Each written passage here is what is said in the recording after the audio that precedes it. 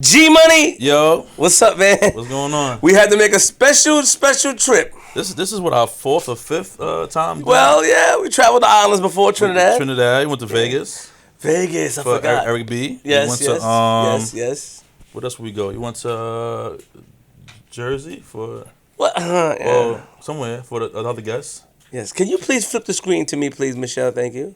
We have Michelle here. She almost got fired, but our guest asked us not to.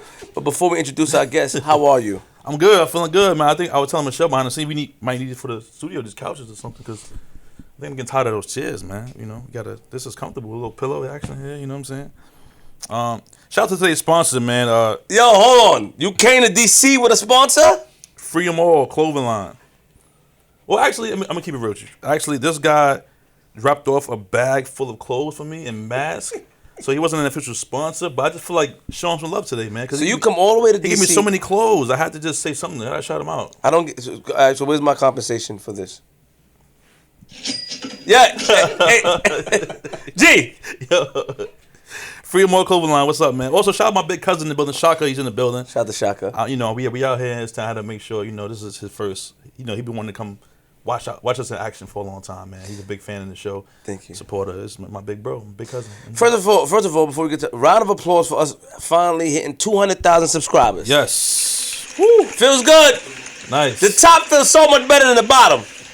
So much better. Well, that sounds crazy, but so much better. All right, let me shout out, first and foremost, shout out to my homegirl in here, Dora. You know what I mean? Shout out, round of applause for her. She doesn't want me to say what she does. She's hiding, but she says that she's a social media influencer. She talks about locks and how women can lock their doors and be safe. But wait, what? yeah, she has some type of lock thing, but that's not true. She has a government job, but I can't say it. I really want to expose her, but she asked me not to. I told, I should, right? How good of a friend are you right now? Let's see. She makes more than 6 figures a year. So I expose her. Ooh, how good of a friend are you? Shout out to everybody in the building on the Yes. trip. Shout out to Basky. Shout out to Michelle. Yes. You know what I mean? And but I'm happy. It's about to be a good one. I feel the energy. DC, we are here. We're taking over. I have my glasses on. I'm looking professional. Oh, gosh. You know, our guest can't be the only one with glasses. You know what I mean? Looking smooth. He got jokes as well. Yes, he does. He does, right? He does. You almost gave him a he cool. He was. No, you can't do that. G Money. Yo. Episode 171. We made it. We have a special guest. Yes. Oh, man. It's going to be classic. He went viral on YouTube. Well, he did. And he didn't even know it. he didn't know it, yes. He didn't even know it. Yes. Do we call you Professor now? No. Just call me Dan. Round of applause for Dan Reilly, people. Round of applause. Reilly. I wanted to call him O'Reilly, A. Riley, but his son. Round of applause for Big Dan, too. Big Dan back there looking at me like, yo, don't play. I already corrected you, Flip. Don't play with me. Dan Reilly, retired FBI agent. Dan the man. Dan the man, and now you also a professor, yes? Yeah, I'm an adjunct professor at George Mason University. George Mason University. What is an adjunct professor? Can you break that down for us? It's like a rookie. Rookie Not like a real professor. I'm part-time. I work. I only have to handle one class per semester. Okay. Sounds dope. I'm not, and I don't really, I'm not a full-time employee or anything like that at the university. I go there, they do a semester by semester contract for me to come and teach a class. Okay. Sounds dope. Well, welcome to Flip the Script. Yes. Please. Tell us about your first encounters with Flip the Script. How'd you hear about us? When your man Bosky called me the other day, first time I ever heard of y'all. I'm sorry. I'm not. It's it's cool. Listen, why would you do that? Why you make us look crazy? Why? Listen, everybody doesn't know about everything, man. Why you did that? Everyone doesn't know about everything. You know what I'm saying? The only I'm a DJ. I don't know every song in the world. You know what I'm saying? Watching how to repair my car on YouTube. but then your son is aware it was. Yeah. So he watches the show. So what did he tell you about our show? Well, I think because you're putting us deeper in the hole. No, we're not. I think Big Dan became aware at the same time as the OG Dan. Okay, I'm asking right You now. be putting us in a hole, man. No, we not. Crazy, man. Listen, man. Let's look like Dan reached out to us, man. We have a big platform. I'm not worried about that, man. I ain't worried about that, man. You know what I'm saying? Got you, G. I think that definitely be excited. I think what happened was, we've been hearing stories, man, about Mr. Reilly, and we couldn't wait to get him on the show. It's time. It's about that time. It was time. But before that, I want to say welcome. Thank you. I'm tired, but I'm here for you. Okay. You don't look tired. You look up. You look younger than me. Yeah, right. So how we get started? Man, you're way too pretty to be looking my age. Oh, please. Thank you. Well, that was a good one. Thank you. See, now you somebody got he cool, right? That was a nice one. It's getting close. Tell us who Dan is. Bring us to the beginning. Childhood, where you was born. Tell us about your parents. I was born in Mobile, Alabama, in 1948. Do y'all even know how long ago that was? I was one of 13 kids. Irish Catholic family in Mobile, and I grew up right across the street from the Catholic high school and the Catholic girls' school, and that was the beginning of my life. When I was a sophomore in high school, my father died, and so things kind of took it down, and so I finished high school and went into the Army right away, because back then everybody got drafted. So if you didn't get drafted, you had to try to join. So I went through training, and then I got sent to Vietnam when I was 18, and served in Vietnam for a year. Then from Vietnam, I got sent to Germany, and lived in Berlin, Germany, and worked for the military over there. I got out of the Army in 1969, came back to Mobile, and worked as a photographer, because that's what I was trained at in the Army. I was a combat photographer in the Army, and came back to Mobile and did a little of that. But the guy who hired me wasn't able to keep me on because he didn't have enough money, and so I ended up going to work for the shipyard, and I worked as an outside machinist clerk. If that makes any sense to you, for a while. And decided that getting up at 4 a.m. was not my cup of tea. So I figured I needed to go to college, and that's when I started going to college. Was 1970. All right, we got to take a trip back. Me and Queenzflip on our show, we like to get into a little more details with the childhood story before we get to the. You kind of jump through the whole life already, man. You went to the Army. What do kids do? I played basketball, baseball, and football, and that was about it. Yeah. No, I mean, as far as the household, you said you had 13, or you had 12 other siblings, right? Yeah. So, what was that like? What was your parents like? Well, my father and mother were, loving, great parents. I lost 3 brothers to childhood diseases. Wow. And a sister too. She was born still. And then when I was young, my oldest brother died in an accident. The household was just crazy. My grandfather lived with us. My uncle lived with us. I mean, it was a big, huge house, but it cost my parents $7,500. And we had like two stories, and there were 5 of us in one room, and 4 of us in another room, and then my grandpa lived in the other room, and then my uncle lived in another room. The whole family, everybody. Yeah, we were there, and we'd wake up in the morning sometimes, and my uncle and all of his kids were there, and my aunt. The next time we turned around, my aunt and all of her, because they were be in trouble or whatever financially.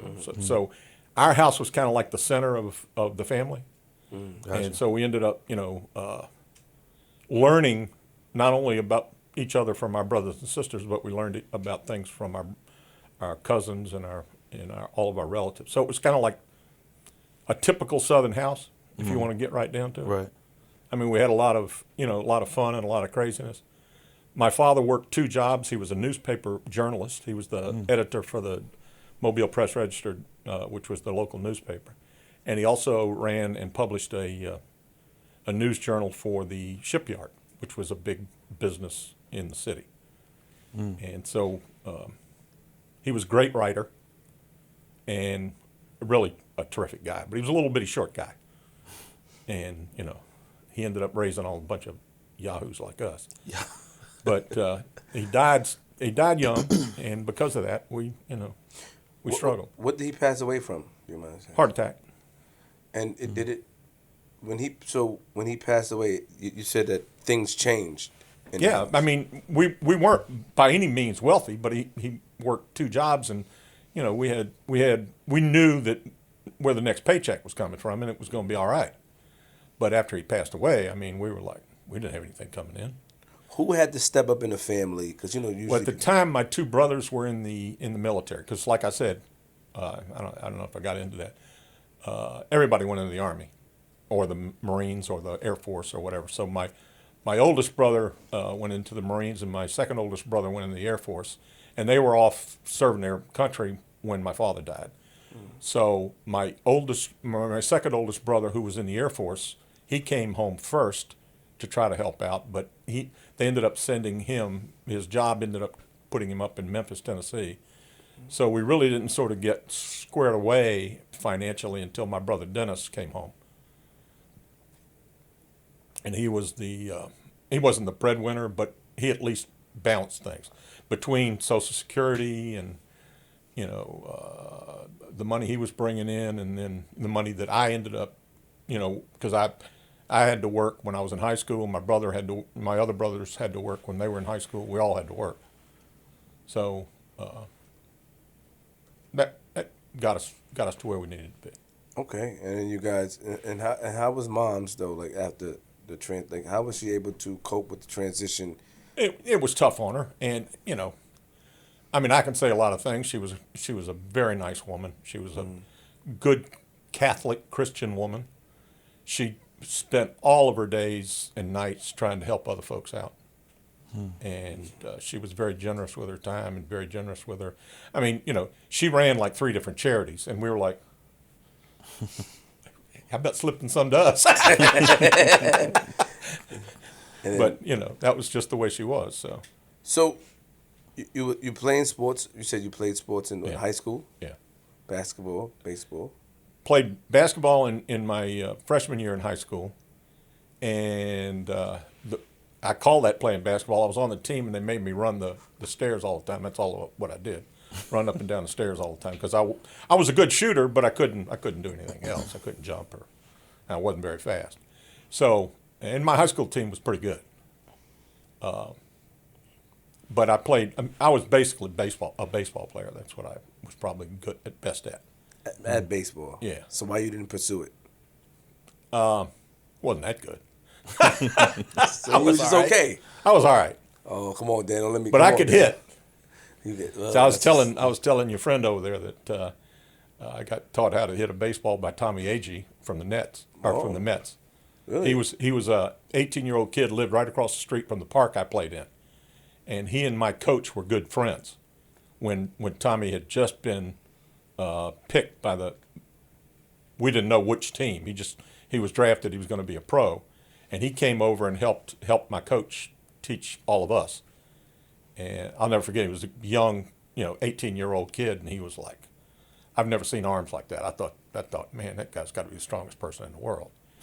And he'd sit up there. My coach could pitch, straight up pitch. I think he pitched in college, and after practice he would sit there and help Tommy, keep his skills up. But nice kid, and he'd just show you how to hit and all that kind of thing. And he showed me how to hit, and I could hit the ball. So you graduate. Yeah. And then you said after high school you go into the. Yeah, and a month after I graduated from high school, I went in the Army. Is it the same like they did now? Like, how does the drafts work? Do you have to go there and get drafted? You have to sign Well, up? the way it worked for all of us, meaning anybody that was my age, was that after you graduated from high school, you had to wait till you turned 18, then you signed up for the draft. And once you signed up for the draft, then you were eligible to go at any time. This was before they had a lottery system. A lottery system came later. This was before that. And so basically what they said to all of us was that you graduate from high school, you turn 18, you sign up for the draft, and we can come and get you anytime we want. So if you want to go get a job or if you want to go to school or whatever, make sure you get a deferment or you're going to get drafted. And that was the rule. So we didn't know. So every one of my brothers and myself, we all went in at some level. My brother Mike, who's the next oldest or the next youngest, he's the oldest he's older than I am. Gotcha. I got Whatever. it. Right above you. He actually got recruited to play football at the University of Alabama. He played for Bear Bryant. And he was top athlete, one of the fastest linemen in the state of Alabama at the time. And played for the Bear, did 4 years. But during his 4 years, he went into ROTC and became an officer. So when he graduated, he went into the Army as an officer. But it was all about the same thing. Once you graduate from college, if you'd gotten student deferments all the way through, you had to go and you had to stand for the draft at that point. So the draft was mandatory. You had to sign up for it right after high school. It was mandatory that you sign up. It wasn't like no ifs, ands, or buts around it. Everybody that was 18 years old, every male in the United States that was 18 years old had to sign up for it. If you didn't have your draft card, you could actually be arrested if you were 19 years old. Did you shoot anybody in the Army? Come on, man. Come on, man. I know you can't talk about it, but Come on, man. Let's put it this way. I had some serious stuff happen to me in Vietnam. Oh, you went to Vietnam? Yeah. I was in Vietnam in Can Tho down in the Mekong Delta for a year. Was it scary? Yeah. But it was also boring. It was also, screwy. And it was just, there were a lot of weird things. Like, we all wanted to drink beer, but couldn't get beer. But we could get rum, so we all became like rum drinkers. I got it. I mean, it was crazy. And we all wanted to play baseball. Well, they had baseballs and they had gloves, but no bats. Oh, my God. So you're just catching. Playing catch. Yeah, we're throwing the balls. And it was silly stuff like that. But I want to ask you an honest question. Back in those days, yeah. During the time, there were people against going to Vietnam. Yeah. Right? Yeah. Now, your standpoint, because you're a guy, a true American, I can say, did you understand why you guys had to go, or did you understand why the people were saying not to go? Your honest opinion. Let's put it this way. I was not, the issue wasn't really brought home to me at any point until much later. But the bottom line is I was under the impression that we were fighting communism. And even last summer, I'm meeting. We have a biannual family reunion, and so I just proposed to all of my nephews and nieces, and I got a ton of them, as you can imagine, with all the kids in my family. Yes. I said, "What do you think was more of an evil in the world, communism or colonialism?" And so I didn't understand that difference when I was 18 years old. I mean, we knew that communism was bad because, they didn't believe in God and they were treating people. Yeah. I mean, Joseph Stalin had killed a bunch of Russians. Yeah. Everybody knew that. And the Chinese weren't exactly being friendly to their people either. So that was communism. But what we also didn't understand was colonialism. I mean, all things being considered, do you really want? I can go into. I'm here. I don't know. Don't stop. I just don't know how far you want me to get into. Hey, go away. I gotta ask you a question. I want you to come back to how you feel. So I want to know. I'm on you. I'm on you, Dan. So what it comes down to is Ho Chi Minh, who was the leader of North Vietnam, was in quotes a communist. So we didn't want to have anything to do with him. Here was the problem. In World War II, he was our guy. Yeah. We gave him money, and we gave him guns, and we gave him all the things that he needed to fight the Japanese. to protect his people. And so Ho Chi Minh was the friend of the United States. The CIA had actually, been his mentor and had given him all the resources he needed to build basically a government for the people of Southeast Asia, or not, what the hell was it called? Indochina in those days. Okay? That was Vietnam. Vietnam was a name that came up later. But he had a general that worked for him. That was probably, all of the stuff that Ho Chi Minh did was probably as a result of the support given to him by the American allies in World War II. But his general and all of his people didn't want to be under the thumb of the French colonialists. And so they fought a civil war against French colonialism in Vietnam. And he was the political leader of it. And he had I can't remember the general's name, but that particular general won a battle in Dien Bien Phu, which is in the Central Highlands in Vietnam, as far as I remember. And he won the battle, and that was right after World War II, and the French were like, all right, go ahead, take it. But the French came to us and said, they're all communists. So Eisenhower at the time said, well, we need to support a non-communist government in that region. And so the result of the Battle of Dien Bien Phu was a peace agreement that everybody ended up signing, the Americans, the French, the North Vietnam, or the communist government of Vietnam, and they developed or made a decision to split the country in half. So basically what you're saying is, like taking the United States and cutting it in half and saying, you guys, go with this guy as your leader, and then we'll figure out our own leader down here in the South. And we were sort of brought into it by the French, basically the French saying, you got to fight communism, right? But the French were really more concerned about colonialism, in my opinion. And define colonialism. Well, European countries, like England, for example, in the United States, dominated and controlled the economies of the countries that were their colonies. So the British colonies, the United States, were dominated and controlled, and their economy was under the thumb of the British king. That's why we had a Revolutionary War.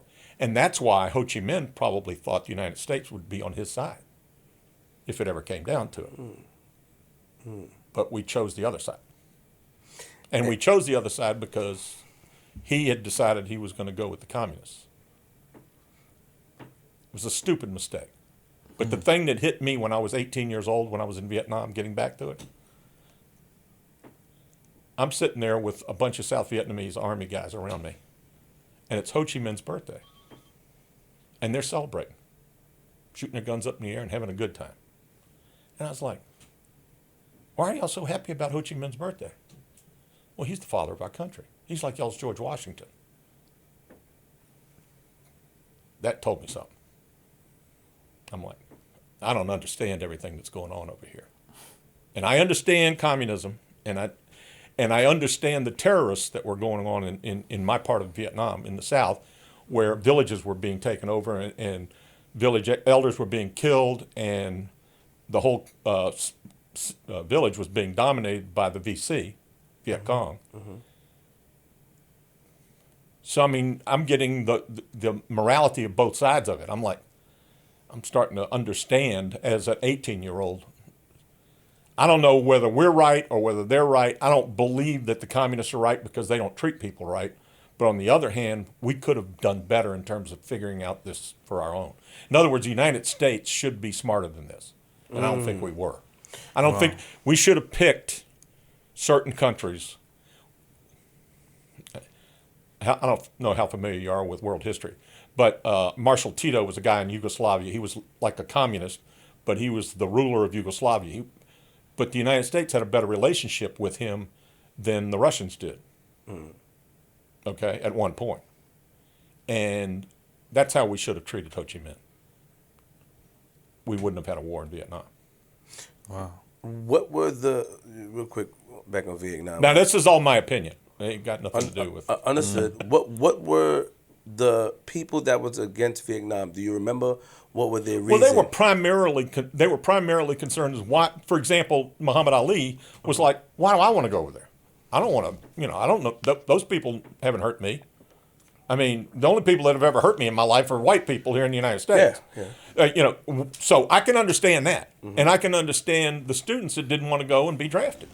In other words, most of the people my age, they didn't want to be drafted to begin with. I mean, take our president. Please. Lord. Oh, Hey, okay. You guys really want to talk about this? Yeah, we do. Yeah. That's crazy. Yeah. Well, you have to be held responsible for your own words, Mr. Dan. Please don't put us in it, man. The words of Dan and Dan only. But they didn't want to get drafted, and they were saying so. Basically, the people back in the days in the '60s, right? Mm-hmm. They wanted us to mind our business. Basically, Yeah. Comes down to it. We should mind our business and let them deal with it over there. Yeah, they didn't. I think they had more. They were probably more sophisticated than I was as an 18-year-old. I mean, guys were taking, political science classes in school, and they were like, well, this is just not right. Maybe they understood that dilemma that I'm talking about between which is worse, communism or colonialism. Maybe they understood it better than I did. Clearly, they understood it better than I did in those days. And so that was part of it. Part of it was just, why would I ever want to go to war? I'm perfectly happy here in the United States. I don't need to fight a war. And, and I've heard that, a lot over. Would I have ever not gone to Vietnam? Would I have ever not joined the Army? The answer is no. Even after college and all that, I would have. It was, as far as I was concerned, it was my duty to my country. Period. Respect. And I'm not going to, avoid it or. So you would have still joined the Army regardless. Yeah. wow. I can respect that. But do you believe that communism or colonialism? Well, communism, you said earlier, you're bringing me back to school because I ain't gonna. When I asked, I know people like Queenzflip. Come on, you don't remember? When I asked, you said that. Just break it down for me one more time. Communism is basically when Been a long time. they don't believe in God. They don't believe in God. And they believe in a government that controls all of the economy. So, for example, what we're doing here right now today is a money-making proposition for you. Mm-hmm. You would have a commissar. This man over here in the funny hat would be the commissar here, and he would decide whether or not y'all could do whatever you wanted to do. Oh, That's communism. got it. Communism took farms, for example, and turned them all into farming co-ops. So every farmer, you need to grow corn, you need to grow wheat, you need to grow cows. You got it? Well, no, man, I want to grow, weed or whatever. No, you can't do that. So that's how communism would work. Got you. And colonialism. But colonialism is a whole different thing. Colonialism, you don't own nothing. The overseeing country, in most cases it was European, the overseeing country owned everything. And whatever commodities are being made for the overseas country. So like, for example, a country like India, forget it.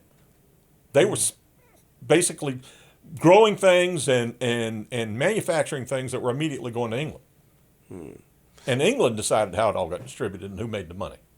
Now, I'm being, oversimplistic about it, but that's what colonialism is supposed to be. In other words, in the United States, the reason that we weren't happy about it is because we didn't have control of our economy. Oh. The king did. King George could say, "No, I want y'all to do this or that or the other thing. I want y'all to pay a tax on tea. We're going to send you tea, and you're going to pay us a tax. The tea's coming from India or whatever it's coming from. You got to pay a tax." Now I want to ask you a question because you're a professor and no, for real, thank you. I'm going to school, but I want to ask you honestly. America, right? Do you, now that you have learned or you got knowledgeable over the years?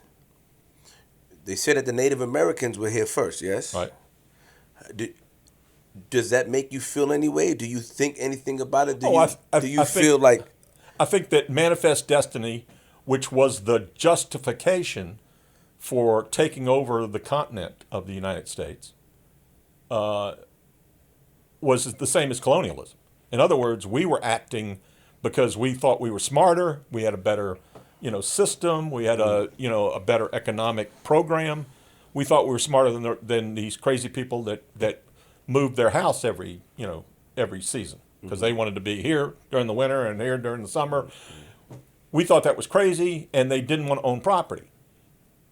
English-speaking Americans, especially, brought to this country, this continent, the concept of property ownership. If you look into the history of South America, for example, it doesn't exist.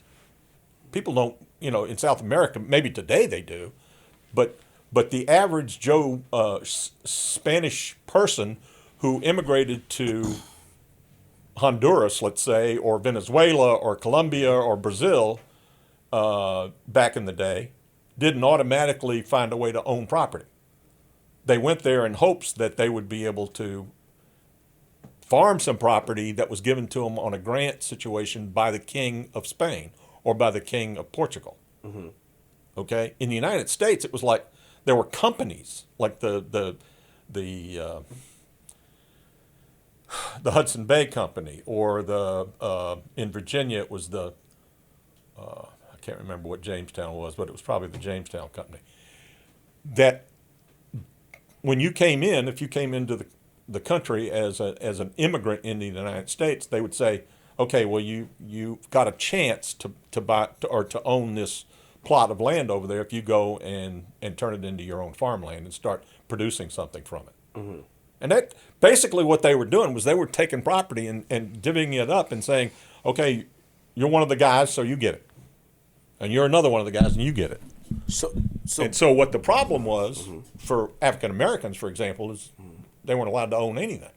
I heard about that. All right. So once they became free, were they allowed to own property? Yes, but they did it at a different level. And so that's why it's a whole. Man, you're really getting into me now. That's a whole thing about wealth building. How can we become better as a country? Well, we have to start with wealth building. But the question I ask you though, then, is that did you understand or agree the fact that Americans took it from them? Of course, we treated people right, but they did. The indigenous people didn't want to own the property. That's the whole point I'm getting at. Okay, they could have cared less. What they were interested in is I want to be able to live here in the summertime to do what I want to do and do what I want to do here, and then move where I want to next spring. Or I want to do this and that. I want to go with the flow of the way the land is, so I can make sure that my family's fed, that I can make sure that that I've got food on the table and all that. Because the Indians weren't sitting around trying to build money into a bank. No, they just wanted to eat and survive. Yeah. And so, did we treat them right? Of course we didn't. We were awful, but we were awful to a lot of people. I appreciate your honesty. Well, I mean, I'm not going to, my people didn't come here until the middle of the 19th century, so, and we were treated like by the English. Excuse my. No, you can curse. Get it out. Get it out. So, I'm just talking about the history of the United States. Because what I'm saying is that because you had said something, sorry, pardon me, G. You had said something that resonated with me, that stuck with me. You had said to me just now that if I had an opportunity, I felt that it was my American duty to serve in the Army, right? And when I think about people that say that, those are the people that believe in America and the free, like they believe in the flag and everything. They don't really agree with the people that say that usually, you know what I'm saying, the kneeling and a lot of different things that's going on. So then I asked you, I said, well, Dan, do you feel like what America did to the Indian people were okay? Was it justified? Did you feel like no, it was okay? it's not justified. That's what I want to know. Yeah, thank you. I just wanted to keeping it real. Yeah, my man Dan. Yeah, so before we get into the spicy stuff, 'cause I know it's almost time to get there. You know what I'm saying?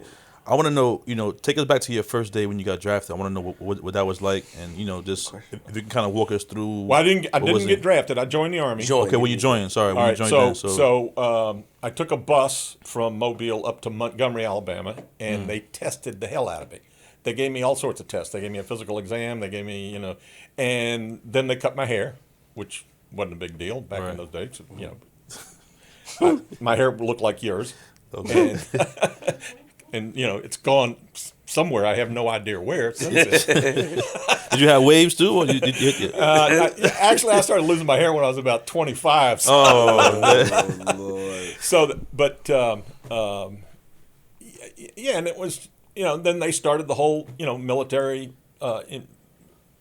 getting me ready, making me understand what I had to do, what standing at attention meant, how to march, and it was just me and a bunch of young kids that were like going through it for the first time in their lives, and they took me from Montgomery to Fort Benning, Georgia, and I really should probably get into this a little bit with you guys. I grew up in the Jim Crow South. Yeah. And segregation was like a thing. And during the early 1960s, when the Civil Rights era started, we were all, like, wow, what's going on? And I was impressed by the work that was done by the FBI in the murder of the 3 civil rights workers in Mississippi.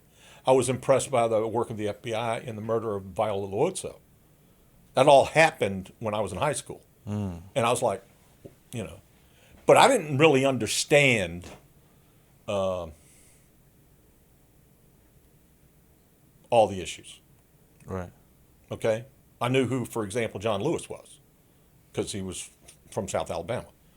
And I knew who Martin Luther King was. And I knew what the bus, all the busing situation was. And I was like, but I was just like an observer. I was a witness to it all. And I was like, man. But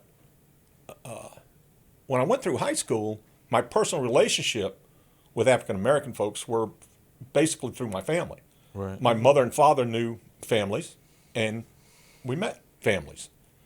But I never I never went to school with, anybody that was African American. I never had any, like close friendship. The closest thing I had to a friendship was when I was working, throwing newspapers in downtown Mobile. The guys that I picked up my newspapers with were all black. And, we used to kid each other, and they told me how to make China berry stuff and do things I probably shouldn't have been doing, but it was fun. And they were good guys, and but that was kid stuff. Right.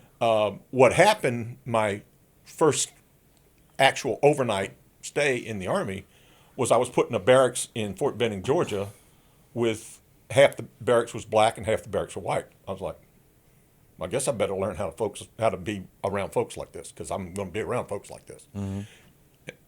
So that's kind of, if you want to get right down to it, that was probably my first, real experience with socializing with the real world. Right. Did you witness at a young age that black people were getting treated bad? Did you witness it yourself? Yeah, but it was and the only way I could say this is to give you a story that happened to me when I was like 8 or 9 years old. Please. My father, like I said, was a newspaper man, and he wrote articles against the Klan because from us, my family, our history, the Klan was the evil. I mean, people were people. And as I said, my parents were very religious people. They didn't have any truck with, people aren't equal, and they didn't have any truck with people that believed in doing anybody injustice. But my father wasn't hiring and firing people, and neither was my mother. She was, that was just not their thing, and so they weren't like movers and shakers at that level. My father was very deeply involved in politics, but because of his writings against the Klan, because the Klan was also against Catholics. I don't know if you knew that. I didn't know that, no. Yeah, they were like, they killed the parish priest of my father when he was a young man in Birmingham. In broad daylight. The Klan came up and shot him. And the Klansman who did it was found not guilty and was defended by a future Supreme Court justice by the name of, the hell is his name? Anyway, what's interesting about that particular Supreme Court justice is he was one of the signatures in support of Brown versus the Board of Education. So he went from being a racist who worked for the Klan as an attorney to being, supportive of Brown versus the Board of Education. You know what I'm talking about? I know it's yes, Right. yes. So one night when we're just sitting around being stupid kids in our house, we heard an explosion, and we looked across the street at the Catholic high school, and in front of the Catholic high school, which was on the other side of the block from us, we could see flames coming up. So they burnt a cross in the front of the Catholic high school. And they burnt another cross in front of our Catholic church that was right down the street from us. Then they came and put a cross in front of my house. And my mother called the police department, get the hell over here. And then she calls my father, who was at work, because he worked 2 jobs. And she says, you called who? And she said, well, I called the police department. And she said, honey, half the police are Klansmen. So he gets on the phone to his friend who was the sheriff of Mobile County and who he worked for politically, and said, there's Klan messing around our neighborhood. So the whole Mobile County Sheriff's Office showed up, and they were sort of like and I'm 8 years old and I'm watching this. So all I can say is it was an experience. But from my growing up, the most evil in the world was the Klan. It wasn't, I was worried about black people coming in and taking something from me, or anything like that. Does that make sense?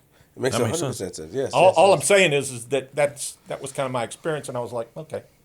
And but when you but also as a kid, like you said, segregation, the areas where black people were, you really didn't go in those areas. Oh yeah, I did. You did. Oh yeah, I got in trouble all the time. I got rocks thrown at me by the black kids. What are you doing down here? So segregation was both sides. If you that may be kind of weird for you, but that's the way it was. In other words, if you were a white kid, what are you doing in our neighborhood? Wow. Well, nothing bad. It was kids, stupid stuff. Yeah. So you go down there. I for some reason had to ride down through their neighborhood about something. I don't know what it was. I was on my bicycle all the time doing stupid stuff, and I went down there, and sure enough, I got rocks thrown at me. So I was like, oh, okay. They don't like me. So how was it as far as like you getting along with them, but black people in the army? In the army, I never had a problem. There was one guy out of all of the 50 guys in my unit that I didn't get along with, and it was because he was very weird. He just was weird, and nothing specific. I think he was a real sort of fundamentalist Christian, and was very concerned about going to war because he believed that it was illegal and immoral for him to ever, raise a gun against a fellow human being and all that kind of stuff. And I mean, he'd sit there and preach all the time. And I mean, I'd be like, I wouldn't be negative to him. I was just like, man, that's good, but I don't believe all that. Tell him shut up. I never really confronted him. He was a pretty big dude. But, and I was just, still kind of a dumpy little kid, out of high school. It wasn't until later on that I grew to be 6'2" and was, kind of formidable myself. But the bottom line is, he was the only person that I ever met that I really didn't get along with. When did you start to understand the issues that black people went through, though? Did anybody sit there and explain? Well, no, don't be. I wasn't that naive. I mean, I knew that segregation was stupid. I knew that that there was racial injustice. I mean, that was obvious. I mean, I knew about lynchings and heard personal stories about them. I mean, this is Alabama, but you got to understand something about Mobile. The city of Mobile is kind of weird. It was predominantly Catholic. It was, and the rest of the state is like no Catholics.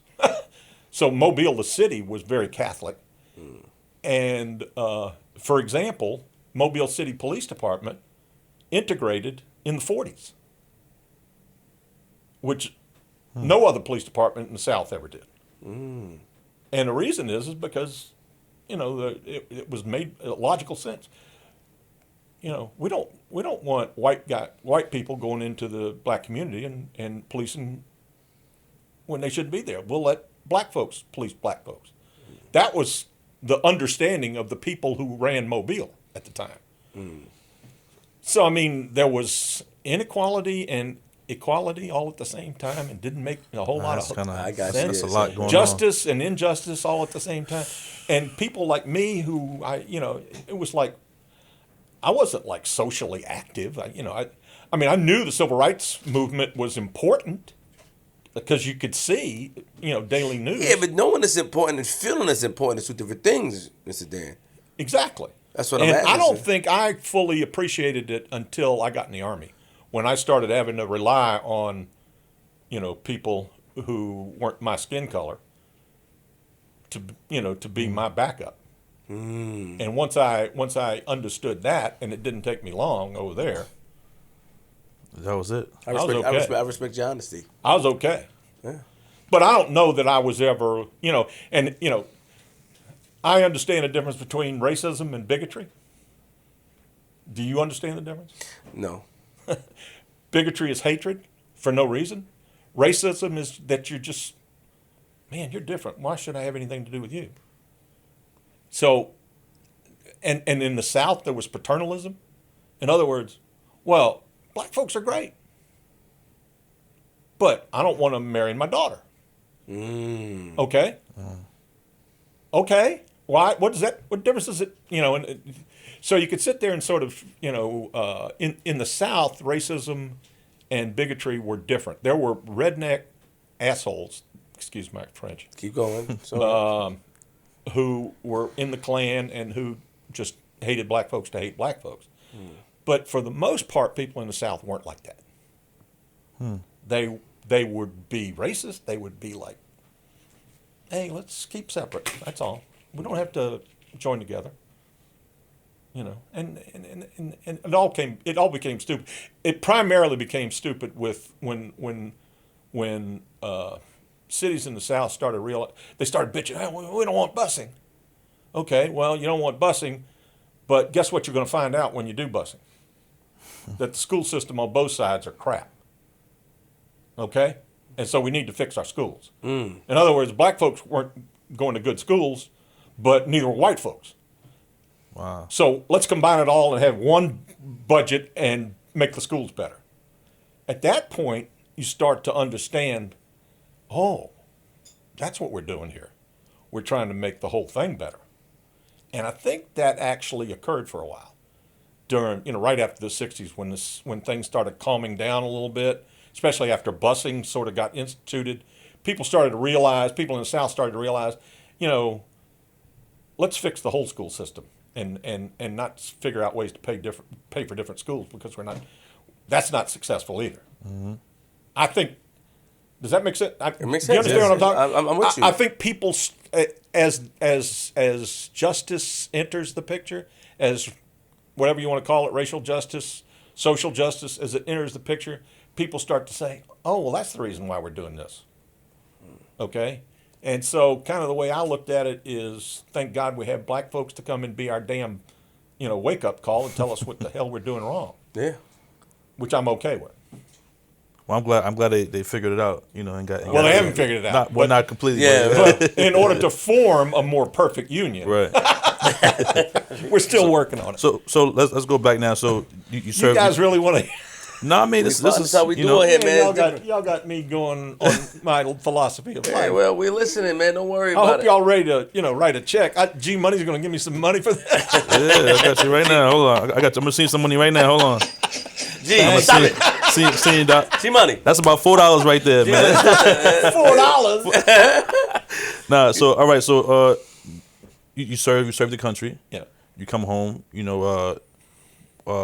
What was it like coming home now after serving your country? I got called some names in airports, and I was in uniform, and everybody thought that I was a Vietnam veteran, and therefore I was going to do something stupid. I was going to shoot up the 7-Eleven or what. I don't know what the hell they thought I was going to do. Wow. But it was weird, and nobody wanted to hire me because a lot of places, especially major companies, don't want to hire veterans because they have to commit to hire, protecting their veterans' rights. Right. And so it took me a while to find work. Were you affected by anything that happened over there while you were serving? Did you come home and You were good. Well, my mother said I was, but Well, you got to listen to Mama Love, man. Mama Love, no. You have to listen. Did you have PTSD? Did you no, have anything nothing like that. I mean, nothing that I ever considered that you were aware PTSD. of? Okay. I never did anything that was that dramatic. Okay. That would have, I caught a piece of shrapnel in my eye. I did some stuff over there that was kind of harrowing and scary, but nothing that like had any long-term effects on. Thank God. So what's next for Dan the Man? After that, you come home. You say you're trying to find a job. Well, like I said, I went to work as a photographer for about a year, and then that He didn't have petered that out much because money. the man didn't have enough money to pay me, and I went then to work for the shipyard, which was, I don't know, what was I making? $50 a week, $60. I don't know. It wasn't a lot of money. Yo, it wasn't a lot of money, man. He got something in his pocket, man. I had some change. He got some change in there, man. But I was like amazed. I said, I'm getting up every morning and going to work at 4 o'clock in the morning. Oh, man. And it was ugly. And I said, I just got to do something better than this. And I had the GI Bill. I knew I could count on the GI Bill. So I said, well, I'll just go to school. Because I'd hated school in high school. Right. I wasn't a very good student. And the school that I went to was a tough school. And so I hated it, and I didn't want any part of it. But by that point, especially in the Army, I'd learned how to work for a living. And I said, going to school is a lot better than working for a living. Because, I mean, when I was in Vietnam, I worked 57 days straight, 12 hours a day. And then I'd get a day off, and then I'd go and work another 57 or another 60 days or whatever. So a day, 1 day off. 1 day off. That's crazy. And that because it was the war, and it was like what you had to do. You had to work every day, and you had projects that you were working on every day. So the point is that my understanding of work had changed dramatically, and so going to school was like a rest. And so I did start school, and I did pretty well in undergraduate school. So Sorry, go ahead. when did the whole FBI thing come into? Well, I started at the University of South Alabama in political science, and then they offered money, basically scholarship money, but grant money, if you joined a program called LEAP, which was actually part of a Democratic program to improve the education of law enforcement throughout the country. And it was a great program, and it got killed because it didn't get handled right, apparently. But a lot of people that I knew who became police officers and agents and all that got the grant money and used it and got well educated with it. And so between the two, between the GI Bill and that helped me pay for my college, because I didn't have any money. My mother didn't have any money. Nobody in the family had any money. So I went through. I ended up graduating with honors. Had a couple of like nice things that happened to me when I was in college, and I was out of work from. I'm trying to remember. I don't think I went this summer. I was out of work from the spring of '73 through about the middle of fall of '73. During that whole time, I was looking for work every day, and had initially, I had applied for every place I could apply for. I applied for the FBI, the DEA, the Marshal Service, but I also applied all locally for every, and the FBI was really the only one that hired me. And they hired me as a GS5 because I had the photographic background, and I had good grades in college. And so that was here in D.C. I came to work in the FBI's laboratory in 1973. Did you meet your wife at this time? No, a couple of years later, a few years later. So while you was in the FBI, you met your wife. Okay, we can get to that. So now you decided that you wanted to join the FBI. Was that your goal? Not really, no. It was really, the bottom line was they were the only one hiring me. Really? Oh yeah. I mean, I thought that I at least. I mean, I had good grades, and I was served in the military and stuff like that. I didn't have any, but Mobile, the town of Mobile, wasn't any kind of economic juggernaut, and I knew I was going to have to leave the city if I was going to get any kind of decent job. So I was applying everywhere, and and they just happened to be the first ones that said yes. Even for the police department, you wanted to be. They wouldn't touch me. Why? Well, in those days, they really didn't want to hire college graduates. Those departments locally, they didn't want to hire college graduates. It's a different world. Really? Yeah, it is. Seriously. They didn't want to hire. And they damn sure didn't want to hire a veteran. At least that was my experience with them. Wow. But how old were you? Because I got told over and over and over again that I was overqualified. I'm like, overqualified for what? I've had like 2 jobs in my life. So you was in. Real quick, how long were you in the Army for? 3 years. 3 years? Mm-hmm. So, but you were a young veteran. Yeah, I was You're still a veteran. I was 21 when yeah. I was 20 when I got out of the Army. But they didn't want to hire you. No. So, but the FBI did. Now, when you first join the FBI. Well, when I was in the Army, I'd gotten a security clearance in the Army because I worked in a couple of areas where it was mandatory. And so the FBI liked that, and they liked the idea that I had good grades, and they liked the idea that I had other training. They liked the idea that I was a veteran. Does the FBI hire people based off of this? Color? No. Sorry. I don't know what you were pointing at. Knowledge. Sorry, knowledge. You have to be smart. Well, you hope. Well, I don't know. I mean, Larry. I worked with a lot of smart people in the FBI. Edgar J. Hoover. What's his name? J. Hoover. J. Edgar Hoover. J. Edgar Hoover. Was he still in charge at the time when you joined? He was just leaving, right? Ending it. Yeah. Yeah. Oof. Here's another story. So you joined. So work us to the process. So they're the only people that will hire you. Right. And you were going to the FBI department. Into the lab. Into the lab, yes. Yeah. The lab as far as, what was your job in the lab? This is what at that time, FBI headquarters was in the Department of Justice building. You guys are not familiar with D.C., right? No. The Department of Justice building is at 9th and Pennsylvania Avenue, which is halfway between Capitol and the White House. Mm-hmm. That's where the FBI building is now. That building did not exist. Across the street is the Department of Justice building, same area, okay? That's where the lab was. It was on the 7th floor of the Department of Justice building. And so that's where I went to work. So I lived on Capitol Hill. I found an apartment on Capitol Hill, and I walked to work every day because I didn't have a car. Mm-hmm. So I walked about 1.5 miles every day to work. And that's how I started. Doing what in the lab, though? I was an analyst, which meant that I worked with photographic evidence because I had the photography background, but I also did document examination, which is handwriting and typewriting analysis. So when you work in the photography, that means you can be able to spot some things to catch criminals? Well, one of the things that we eventually did was work with bank robbery film. Oh. Back in those days, when you'd get a picture of a bank robber and somebody'd say, "Well, how tall is he?" And I'd figure it out. Really? Man, I was a smart dude.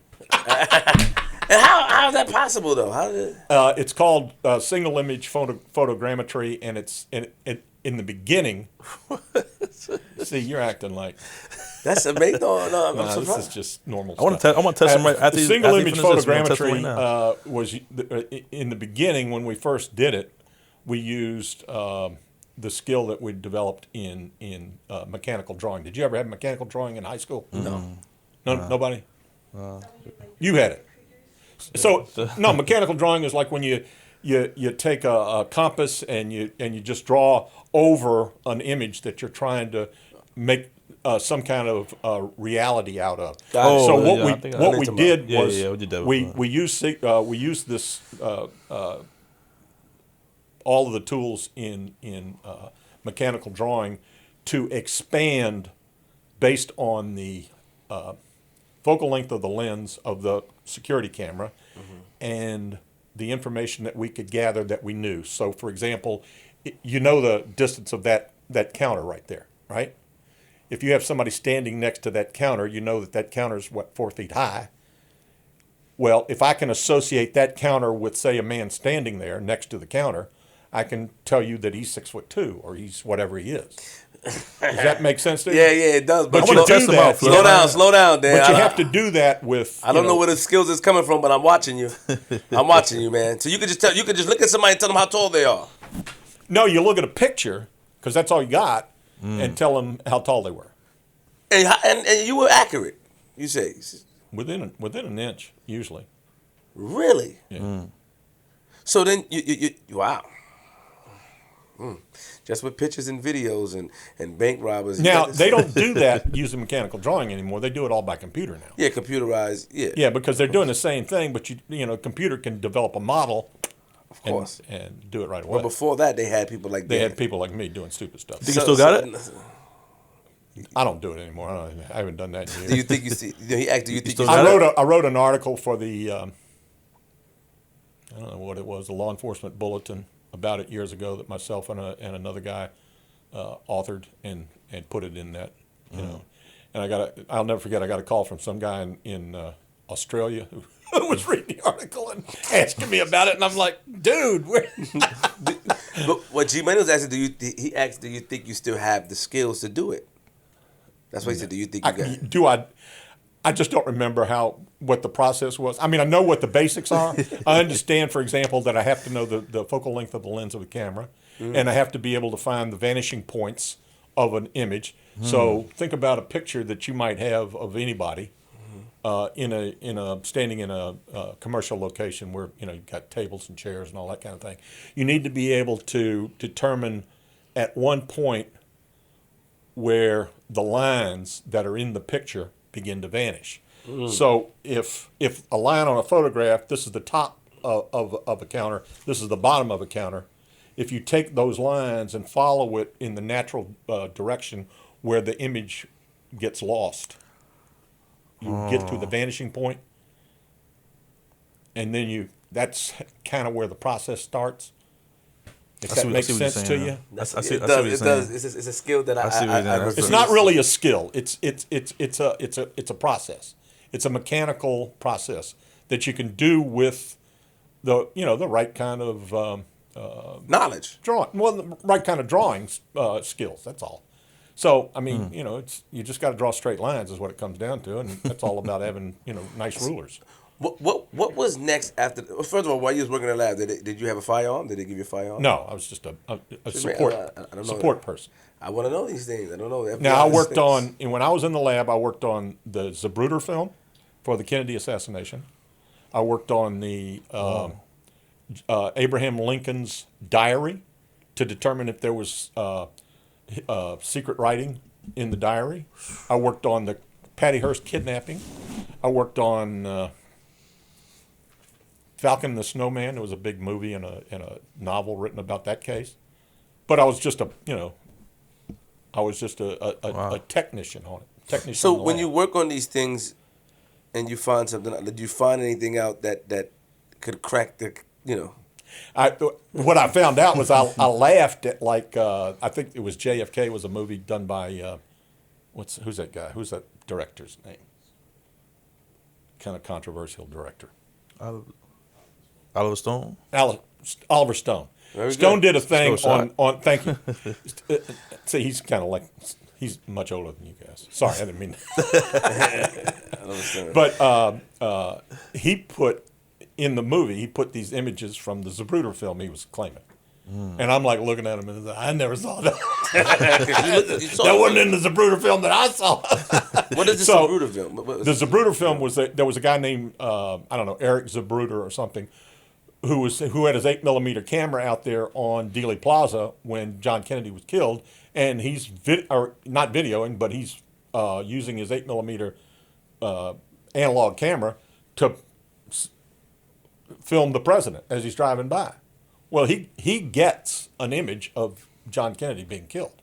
The explosion of the head, the shootings, and everything that happened. So the primary piece of evidence in John Kennedy's assassination is the Zapruder film. I mean, there were noises made, overheard by police radios and all that kind of stuff. And there were some still images of the whole situation, and there was a whole ton of work that was done on the case back when it was originally investigated right after the killing. But then the whole case got reinvestigated in the 70s under a presidential commission on assassination. And when they did that, the guy who had done the original examination on it, an agent examiner named Lyndall Schoenfeld, said, I can't do it. I'm not allowed to actually participate. So y'all do it your way. And he turned over all of his notes and all of his information to me and the other guy I was working with. And we had to go through, frame by frame the Zapruder film and find out what it showed. Wow. Because there were all sorts of things that were being said. One of the images from the Zapruder film showed what looked like somebody with a rifle and a pith helmet. Yes. In sort of the bushes. Well, if you know anything about 8mm film, it's like from one frame to the next frame is like a minuscule amount of time, like, cut a second into, 10 pieces or whatever. Mm-hmm. And that's what's going on frame to frame. Mm-hmm. So that pith helmet turned into like a leaf in the very next frame. So you're like, I see. So all it was how the light was hitting. Yeah. And it just happened to look like that. Back in the days, back then, did they find out, when did they find out who killed, assassinated? Well, I have my own theory. You don't want to get into that. No, and it's supported by a guy who died down in Miami, but it was, the head of the mafia in New Orleans was a guy by the name of Carlos Marcella. You ever hear of him? I'm just listening. Carlos was, career criminal, mafioso in the city of New Orleans. He ran the girls and the drugs and all the stuff in New Orleans. But he was like born in North Africa or something. He was he was Italian, but he was born in North Africa, so he was never in the United States legally. He was, so apparently John Kennedy and Bobby Kennedy said, we got to get rid of Marcella because he's a, scourge down there in Louisiana. And so Bobby Kennedy said, well, why don't we just deport his ass? And the way they deported him, because they couldn't go through normal procedures to deport him, they just apparently rounded him up one day, took him down into South America, and dumped him in the jungle in his street dress, street attire.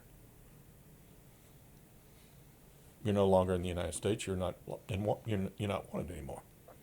So stay here. He's like, where the hell am I? You're in the jungle. Good luck. And they flew off, whoever did it. So Carlos wasn't real happy, as you can imagine, with the Kennedy family. So you think that he paid a guy to do it, and then he paid Lee Harvey Oswald to do the assassination. Why do you think it's... Now, the guy who got Lee Harvey Oswald to do the shooting, and you got to understand, Marcella, the guy who killed Lee Harvey Oswald, worked for Carlos. He ran a strip club in Dallas. And so that's how the connection between why he got killed. But, Jack Ruby, why Jack Ruby killed Lee Harvey Oswald. How long did it take the government to find out that Lee Harvey Oswald was... Almost immediately. Immediately found out. That he was the shooter? Yes. Yeah, because a cop saw him coming out of the bookstore building, and they went after his ass. Dallas cops responded right away. So they had him in custody within But he never... hours. Did he ever talk about what made him do it? No, they never got anything from him. And before they could even never really, press him on it, Jack Ruby came into the police station and shot him, killed him. Why didn't I know that? Wait, hold on. Somebody was... It was on TV, man. People don't get mad at me. People were watching it on TV. Jack Ruby comes in and goes, boom! Oh, yeah. I saw that. Yes. And what happened to Jack Ruby? He died of, I think, of a heart condition in jail in Texas. Never said a word. He never said a word. So the guy that you said that got dropped off The guy that actually has confessed a lot of this apparently died down in Miami or something. But all the stuff that he said was verified, in my opinion, and I think that's what the truth is. And you figured it out by doing your own No, I didn't research. figure it out. I mean, somebody else figured it out. But I listened to all of the details and I said, that makes sense. Interesting. Let's move forward. So how long were you in the lab for? 6.5 years. Okay. Now tell us the transition from the lab to what you do next. Well, my wife talked me into trying for agents class. You can't leave out the. Well, I got missus. married. How did you meet her? What's up, man? Come on, I met her at a Don't do that, Dad. at a bar in Washington D.C. on Capitol Hill, known as the Hawk and Dove. You guys never heard of it, right? No. Yeah. Anyway, it was a good bar It's a good name. that I, tragically went to too often. But no, I met her there, and I guess I met her in 70. You get it right. She's watching. You say the wrong year, 76? man. She's gonna. Don't get in trouble. Trying to remember. Well, I got married 5, 6, 7, 8. So I'm good on the when we got married. Yeah, Okay. yeah. So I think it was 76, into 76 when I met her. Okay. And then he was born in 80. Oh, man, Big Dan. That's all that. Yeah. So how'd you get your wife? You ran game on her? You had a certain Oh, I line? ran get man. I was cool. G-Money, cool. I want to know what kind what's wrong of. with you, man? I want to know what kind of guy he was back then. Like, none of your business, bro. Did you go to her? You bought her a drink? What you Man, do? you know I ran game. Oh, Yo, I got my son. Hold on, what we doing, man? Hold on. Mind your business, G-Money. Let's go. Ask that man that. I'm trying to learn some moves, man. What? Teach me a few things, man. I can't be talking about that. That's my son over there. Talk about his mama now. So was it like back in the days? Was it like love at first sight? Because you hear about those type of things back in the days. We were tight right away. Yeah. But I like that. I mean, she was the right person for me at the right time under all the circumstances. And we're still married today, so. It's a blessing. It's a blessing. Shout Shout to the wife, man. Round of applause for longevity. Yes. Yeah, round of applause. So after the lab, your wife, you said your wife was to talk you into doing what? She talked me into trying to get into agents class, into becoming an agent, because I was really kind of like topped out money wise and everything there, and I'd never really thought, for a lot of reasons, health reasons, interestingly enough, that I'd ever become an agent. But because I had hypertension back in those days, and come to find out, I got it when I was in Vietnam from Agent Orange. It looks probably. But that's neither here nor there. I, had to fight through it, and I, at that time I was running like 6 miles a day, and I was staying in pretty good shape. But You was fit. I was bad, Add to the bone. Let's go. and so it took me a while to go through all of the machinations in the bureau that I had to go through to get in there. But I passed the tests and the interviews and all that. Did you do the kind of- polygraph? Didn't have to in those days. Oh. But I was the very first person in the history of the FBI to be admitted as an agent who stated that I'd smoked weed. What? What you just said? Say it again. You was the first person. Don't listen. Don't let me fact check on you. Don't let him say it again, man, because he might. Dan, don't let me fact That's all check you're on gonna you. get. So No, Dan. Don't Dan, him don't let say me it. fact check on you, Dan. If he says it again, you're gonna get it. No, He has to. If he says it again, yes. The history of the FBI that admitted to smoking marijuana. Yeah. G, chill, G. It's not. The first in history. It's not.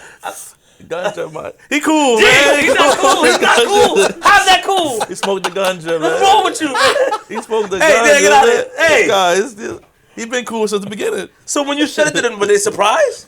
I heard they did. A friend of mine told me they do polygraph because now. they made me jump through a bunch of hoops about it. I mean, it was like a big deal. Really? Yeah, because they knew they had decided they were going to change policy about it, because so many people had basically said, yeah, but they hadn't approved anybody yet. And so they decided I was a good guinea pig to approve, because my bosses liked me and thought I was a straight guy and wasn't going to get in any trouble or do anything stupid. So they So when you become an agent now, do you get weapons and stuff? He like. Well, I had to go through the training class down at Quantico Quantico is where?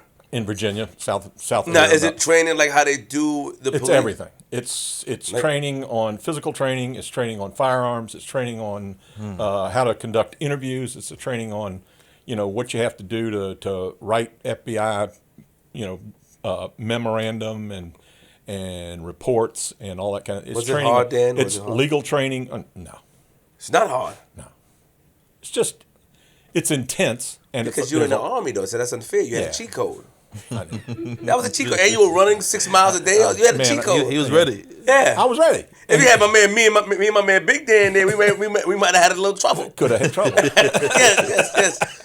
So then you become an agent. Yeah.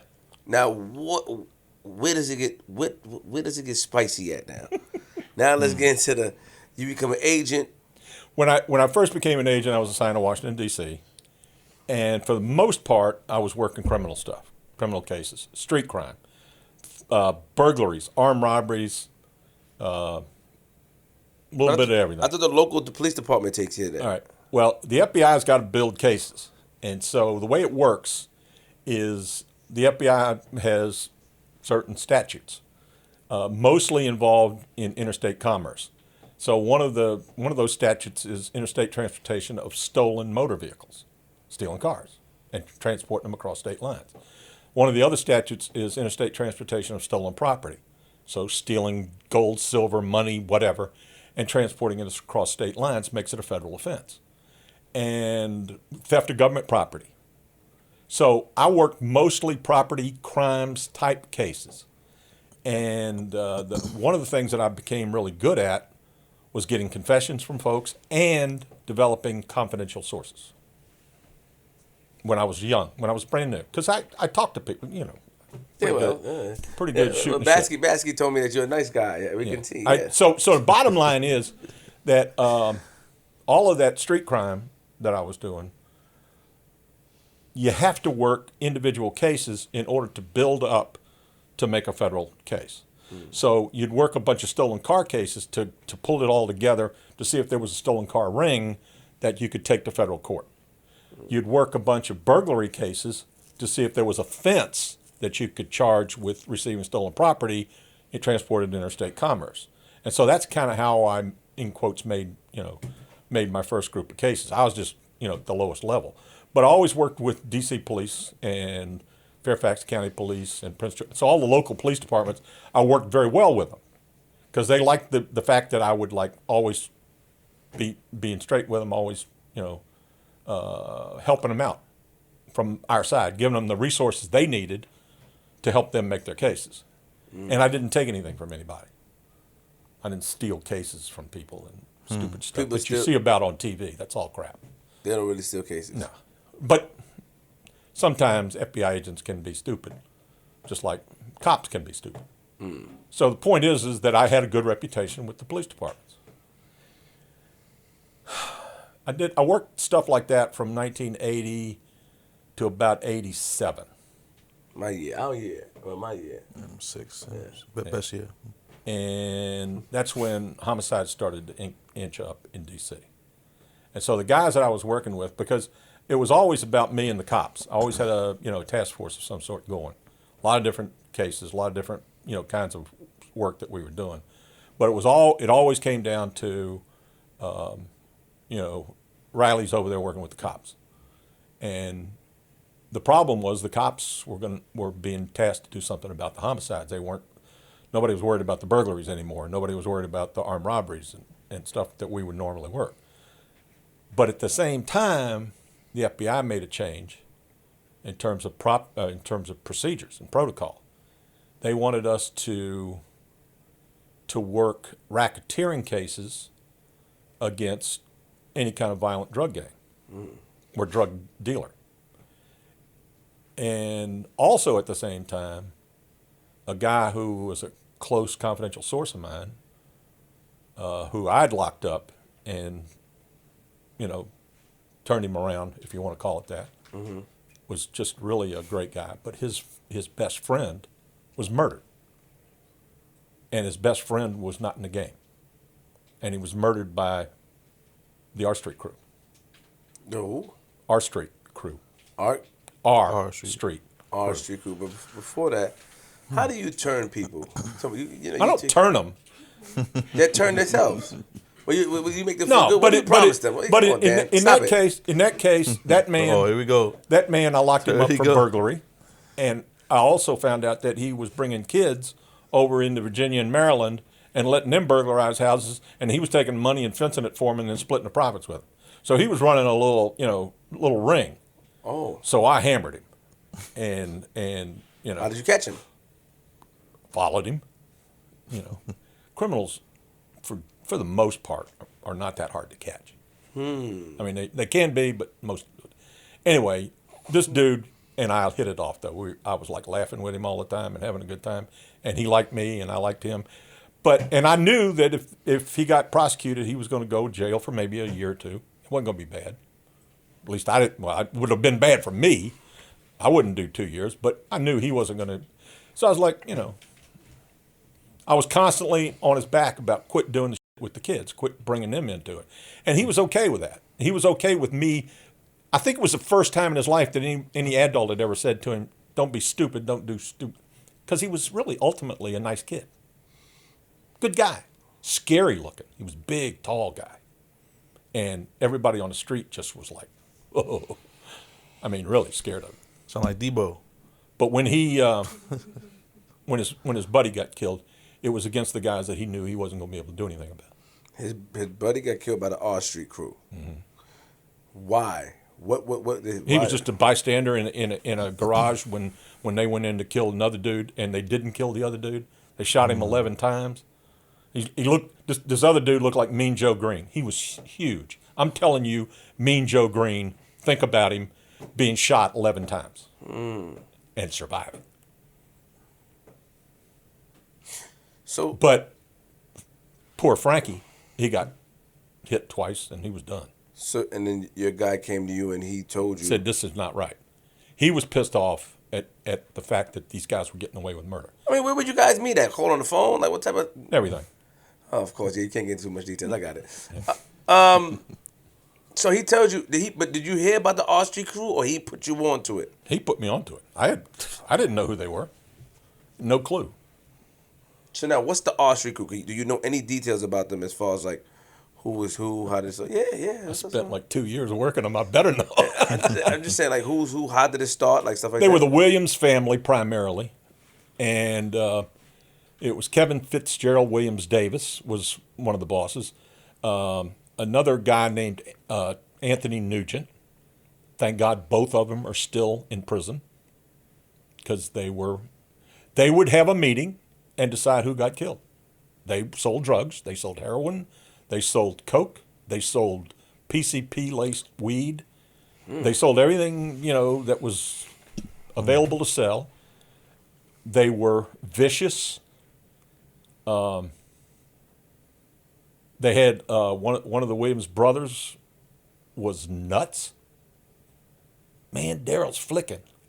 I started to learn interesting lingo. Slang. Mm-hmm. Yeah. The whole point is that they were, serious bad guys, and they controlled the neighborhood. They killed a guy in the neighborhood in 1985 in front of 30 witnesses, and nobody said. Wow. But why they didn't say anything? You think were they? They were scared. The whole neighborhood. They were scared. And we're talking about middle class neighborhood. We're not talking about like some hard ghetto, bad neighborhood. Mm-hmm. We're talking about middle class folks. One guy lived across the street from the murder, owned a shoe store. I mean, we're talking about people that were just flat scared of these, assholes. So it wasn't a situation where, because usually those situations, the bad guys take care of the neighborhood. No. Well, they did that. They would give money to little old ladies and stuff like that, but they demanded that tribute back. They demanded that you don't say nothing about our business to anybody. Did they have a warehouse? Did they have a clubhouse? Did they have anything where they conducted? Nothing. They had their house. They had the mama's house over on what do you call it, on Rock Creek Church Road, and right on the other side of the old Soldiers Home in Northwest D.C. So your informant comes, his man get killed, Frankie, poor Frankie. He gets killed, and he tell you about the Austria Crew. Now, what makes you want to investigate the Austria Crew? Well, it was kind of like a coalition of things that happened, because at the same time, the cops that I'm working with are saying we got to do something on homicides. We can't be working stolen property anymore. And I'm like, I'm okay with that. I'll try to figure out some way to get into it. And then at the same time, the FBI came out with a new policy that said you're gonna let y'all work that kind of case. So I'm thinking at the time that it's going to be primarily a one-hit wonder. Maybe a couple of crimes of violence. We'll charge them with that, and we'll bring it into district court because we know they're drug dealers, and we'll marry it up with a drug case. And I thought it was going to be a very quick hit turnaround. But what we found when we got into it was these guys were getting dope from the Colombian cartel, from the Cali.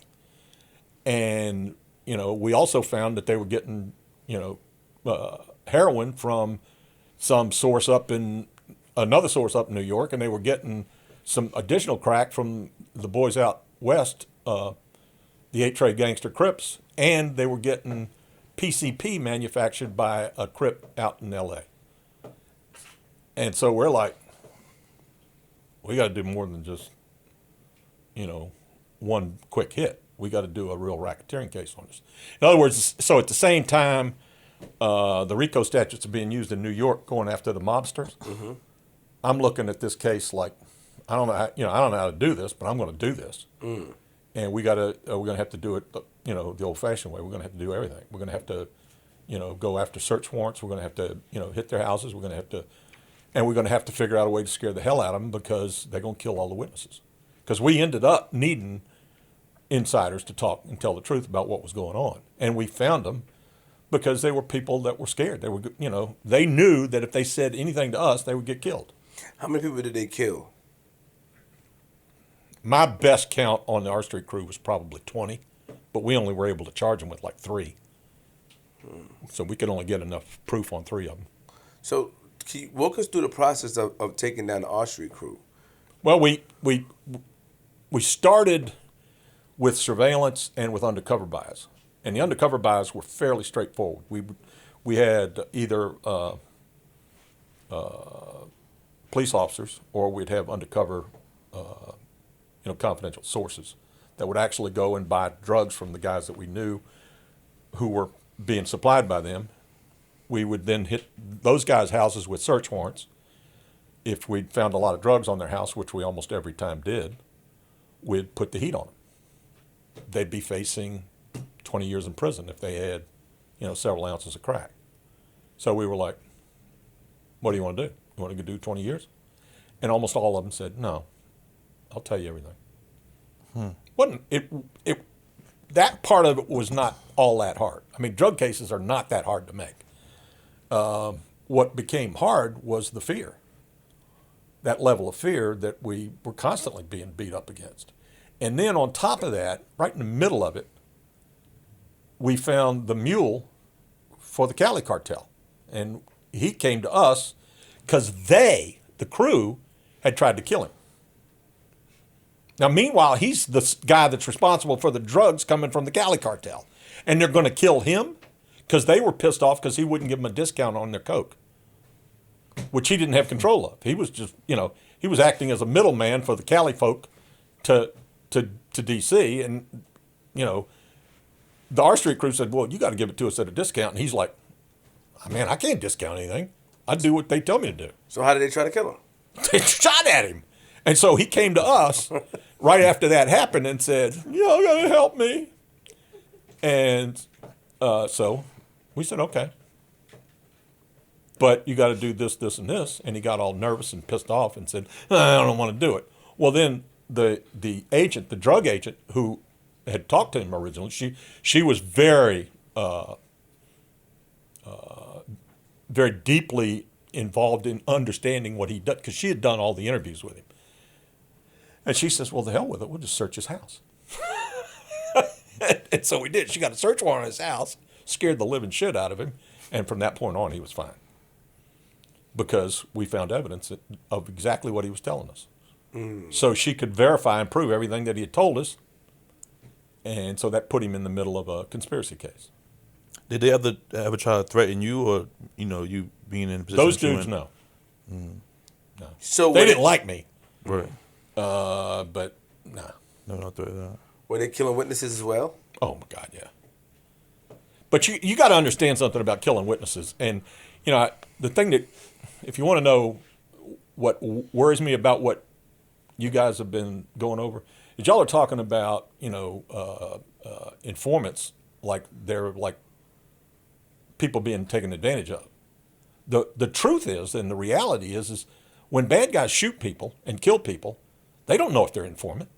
They're guessing. They don't need probable cause to kill an informant.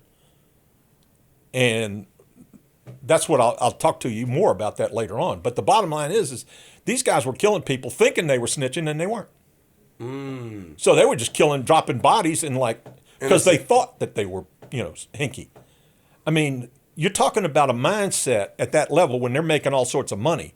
I mean, Kevin Davis was wearing $6,000 shoes, alligator shoes, and fancy silk suits and stuff stuff that and everybody in the whole group was driving, like fancy BMWs and stuff like that. And I'm like, look, you're doing better than me money-wise, but this is crazy because y'all are making money off of all these people that you're just crushing, scaring the hell out of, and if you don't like them, you shoot them.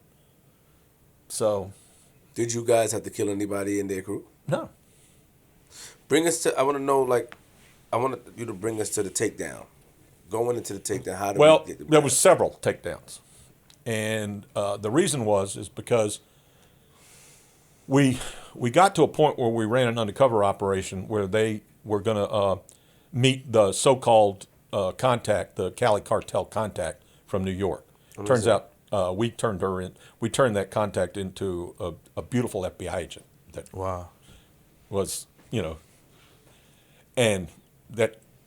So we were supposed to get both Kevin and Anthony Nugent to that meeting, but it turned out that Kevin got hinky because he was getting inside information from somebody inside law enforcement. Okay? So Nugent shows up and we take his ass down. Then we locked up a bunch of guys and Kevin left town and, scooted. So we had to find him. I'm trying to remember how this all worked. Yeah, we had to find him, and he turned up out in California. We got a call from an informant out there that told us where he was, and we went out there and snatched his ass up. And we had both the two bosses of the crew in custody. But then we had to do our grand jury on it, so it took us, several months to put everything in the grand jury because it was a racketeering case. It was not your standard 2-bit drug case. It was so, and then we had 3 or 4 crimes of violence. I had to figure out ways to talk crime victims who had been shot and left D.C., had to find ways to talk them into coming back to D.C. to testify for us. That wasn't easy. And I'll get into that, a little bit. Let's get right down to the bottom line. 45-year-old mother, registered nurse living in D.C., Her oldest son was murdered by them, and her second oldest son was shot and seriously wounded, and she sent him down to South Carolina to hide out. And he had been hiding out since '85. This was 1990. She was watching my case throughout the whole time. And she was doing it through one of my people that was cooperating with me at the time. And so finally, when I'm getting ready to go into this grand jury phase at the end of the arrest of the 2 main guys, she says, or the source comes to me and says, Bertha wants to talk to you. So I met her. It was like secret squirrel. And, she's given up her 2 sons. One, of course, was already dead. But, we're talking bravery. We're not talking about, she's a rat and a snitch. That's crap. She said, I'm putting my son in your hands. And if you do anything wrong, I will deal with you. Has your mama ever done that to you? Of course. How does it feel? Not good. But she's a civilian, so she wouldn't be considered as a snitch. No. She wasn't part of the operation. Yeah, but they did. They considered everybody a part of it. Really? Oh my God, man! You don't have to. You just don't know what it's like until you get into it. It's like I don't make up the rules. I wish I did. When I first heard the term snitch, referring to one of my witnesses that was testifying in court, I was like, "What are you talking about? It's not a snitch. That's a witness." Well, yeah, but they're talking. Oh, yeah, they stole a car and they're giving up the guy that they delivered the stolen car to. And they're saying that I delivered the stolen car to that guy. And they're doing it in open court while the guy's standing there. That's not a snitch. But, of course, the street rules doesn't matter. Street rules are you never give up. You never talk to the police. Street rules are you do this, that, and the other thing, and you're a snitch and you're a piece of crap. You guys like football, right? No. I don't watch football. I'll tell you. Do you watch football? No. You watch football. Basketball. Anybody here watch football? Neither. What happens when somebody jumps off sides in football? What does the other team do? Aren't they snitches? That was slick. That was slick how you did that. Dude, why are they snitches? And somebody whose child has been murdered, I don't get it. So that's what makes me upset when I hear the term snitch and rat and all that crap, because it doesn't. If you're forced into it, if your life choices are wrong here and there, and you make some bad decisions and you do some stupid stuff, and you get into the middle of something, but you're not a killer and you're not a vicious human being, and the only way you can get out of it is to tell the police the truth. That's the key. If you tell them the truth, if you don't tell me the truth, I can't hear you. I can't help you. But Mr. Dan, hold on. Sometimes in the neighborhoods or how we grow up, we have certain, what is taught to us is about certain codes. We emulate or we look up to people in our neighborhoods that are in the street, that get money, the fancy cars and stuff like that, and we always taught, like, you don't snitch and tell. But let me tell you something. Okay. Let me tell you something about that. Tell me. 1970. Guess what was the most successful homicide department in the world? What? Washington, D.C.'s homicide department. You know why? Because if somebody did something like kill a person in a neighborhood in D.C. in the 60s and 70s, damn right the police knew about it. Understood. Because the neighborhood called, everybody in the neighborhood called and said that was who did that, because they didn't want murderers in their neighborhood. But allow me to. I ran into the same thing in neighborhoods in Annapolis, Maryland, and in Baltimore, Maryland, because the only way we can work together as a society is if we care about each other, is if we give a damn about each other, and you shooting and killing him is something that I shouldn't put up with if I'm y'all's neighbor. Understood. So snitching is not snitching. Doing the right thing is what I'm talking about here. But what I'm trying to What tell you're you. trying to say too, just to cut you off, like certain codes as far as like people who are part of certain gangs or gang members or people who are street guys or drug guys. I don't think they live by a certain code, so they feel like civilians, like myself. If I'm just living in the neighborhood, I see something's going on, I should be able to. I mean, they won't like it, but if I do it, I'm not breaking the code. But that's not how it works. But what I'm saying is, I don't think in the real world, they would like to believe that's how it works. That if you're in the game, you will keep omerta. You will keep your mouth shut. Right. That's not how it works in the real world. How it works in the real world is anybody that does anything to harm me because I'm a vicious is a snitch, a rat, and they need to be dealt with. That's how it works in the real world. And if you two guys believe what you're saying, okay, I got no argument. But and that y'all grew up with that. But that's a new phenomenon. In the most part, the African American communities in this country, like a lot of other, like the Italian communities and the Irish communities and all, they take care of their own. They don't allow stuff like that to happen. They don't allow that kind of violence to happen in their communities. And they make sure that whoever did that kind of dirt gets dealt with. They police their own communities. But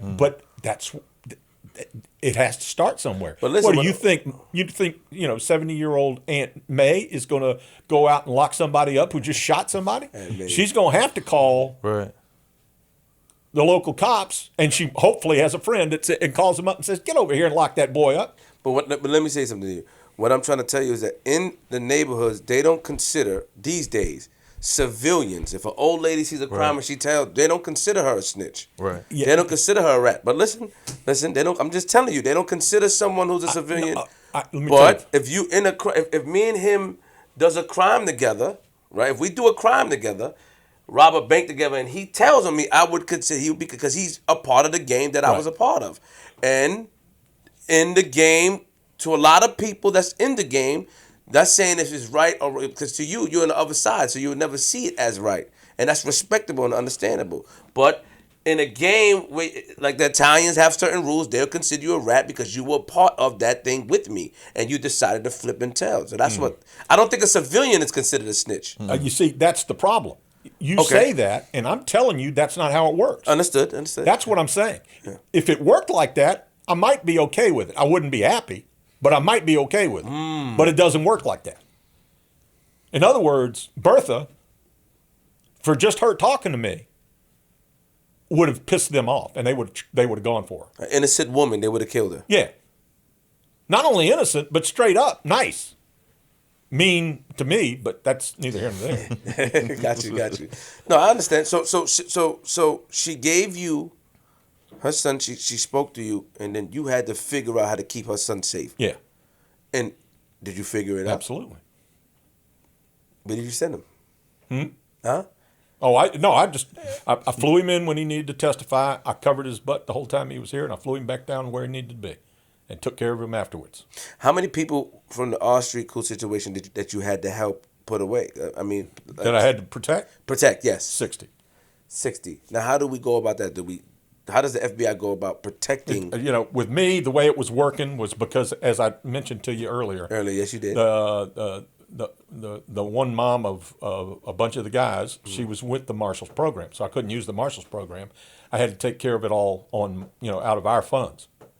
And so I was going to have to I would sit down with, some lady and her children, 2 or 3 children, who used to run a stash house for these guys and got locked up for it and did some time for running a stash house. And I said to her, I need you to talk. And she says, how can I talk? They'll kill me. And I said, well, let's talk. Let's talk about that. I can protect you. She says, how are you going to? I said, I'll move you anywhere you want to go. So you give them a choice of where they want to move. That's what I did. Do you give them money? And I said, no, it's more than that. Because I said, all right, well, let's talk about where you're going to stay, because if you tell me Honolulu, Hawaii, I'd like to go to Honolulu, Hawaii too. But tell me what connection you got to this place I'm going to send you to, that we can make sure you're going to be okay. Because what I knew in this case was that as long as I got them, pretty much out of sight, out of mind, they were going to be a hell of a lot safer. As long as they were sitting in D.C., knowing that I'm putting pressure on the crew, that the crew was thinking, we got to clean up our mess. They would go around and kill people. That's what they would do. So I said, well, I'm just going to have to get you out of here right now, and I want to move. So, and like in this lady I'm thinking of's case, she had people down in Florida, moved her to Florida. In the Panhandle, right around Panama City. Point is that she's okay there. She's never returned. She's never gotten into trouble again. How long did it take to take down the Austria Crew? Because you already. Well, see, this is that. Yeah, I hadn't finished yet. Sorry. So after we got the 2 main guys, then we went to the grand jury and got all the indictments that we needed to get. But then the local TV station decided that they needed to run a story on the Austria Crew, and that they knew somehow that we were going to lock them all up. Well, then I had a list of like 20 guys, actually 30 guys that I had to lock up. And I said, if they're going to do that, if they're going to run the name of all the people that we're going to arrest, I'm going to have to get them before they hit the 4 winds. So between the time that we heard that the newspaper article or the news article was going to hit until the next morning, I was working. And I got search warrants from the judge and arrest warrants at like 11 o'clock at night, and all night long we were locking people up. And we got everybody but one. And we locked up like 30 guys. Yeah, everybody but one. Where did the one go? He heard about it. He got the news report, and he split. We caught him eventually. Oh, you caught him eventually? Yeah. But that's what I was worried about. We were going to lose everybody because they would all gone for the hills. So when we locked them all up, how many deals did you make? everybody, except we ended up going. We ended up with 12 guys that we had to go to trial on, including the 2 top guys. So we had 2 6-month-long trials. Each trial was 6 months long, and we had over 100 witnesses in each one of the trials. So the big guys didn't want to talk. No, They didn't talk at all. no. Okay, but the other And the guys that we cut deals with didn't talk either. We gave them the normal run of the mill deal. They had to do 5, 6 years, whatever it was. You know, we charged them with a serious felony, but they weren't like big players in the group. So we were like, look, we don't need your help, and we really don't want your help because you're a piece of garbage. But you can take 5 years, or you can take a chance on life without parole, because that's what they were facing. Let me ask you a question. I want you to be honest real quick, because speaking of Baskey, he was expressing to me that you have an issue with, and I want you to be honest, I'll let you speak freely, with, I guess, things being glorified. Have I not been speaking freely enough? Of course, but I'm saying without interruption. I didn't really interrupt, but I'm known for that. But what don't you not like as far as, you know, when you hear about interviews and stuff, do you not like the bad guys being praised and showing certain parts and not really condemning them for the murders that they committed? Well, it's not only murders, man. It's like what they did for a living. You guys are sitting here working. I don't know what your backgrounds are. Okay, I don't know if you've got any criminal history or whatever. But you guys are sitting here working. As far as I'm concerned, you're doing your job, and you're capable of doing it. These guys woke up in the morning and figured out ways to buy kilos of crack cocaine so that they could fire their crack into hundreds of people's bodies every day. How many families do you think they destroyed? A lot. And that's okay? No. And they made money off of it. And oh, by the way, they made choices that you in your wildest dreams might never make, because they did harm to people in a number of different ways and turned a city into an armed camp where they scared the hell out of people. There's a neighborhood across the river from here, that direction, called Berry Farms. It was you know what I'm talking about? Berry Farms is like 10 square blocks. Okay? If you sit in your living room in Berry Farms, if you're a 10-year-old kid, you know how many people have been killed within a football field of your home? Guess. I can't. 30. 30 of your neighbors have been murdered in your neighborhood, and you're a 10-year-old kid. How does that make you feel? Doesn't make me feel good. Was your neighborhood like that? No. Was your neighborhood like that? Mm-hmm. My neighborhood wasn't like that. To me, that's unbelievable. Why did it happen? Because of people like, some of the guys you're talking about. So what is your actual issue, though, that you think? That's the issue. In other words, if I can't impress upon everybody that this kind of criminal activity is beyond the pale, man, it's not even remotely morally, appropriate. It's nothing to do. I mean, God help me. You really good. I'm sorry. This is what I do. I got called the White Devil by Kevin Fitzgerald Williams Davis. I got called the Roman government by Wayne Perry. Like I'm the problem. Like I'm the issue. Wow. Okay? That's some bullshit in the first place. Understood. Okay? But on top of that, they think it's okay that they could feed crack to a bunch of women who turn into crack whores in this city. They think it's okay for children to grow up in this city and fear for their lives because they don't know if somebody next door is going to get murdered. And that's who started the problem. I didn't start the problem. I didn't bring crack to the United States. Mm-hmm. Nobody at my work did. I got accused of that. We heard. That's bullshit. But that's okay. You know what my history is.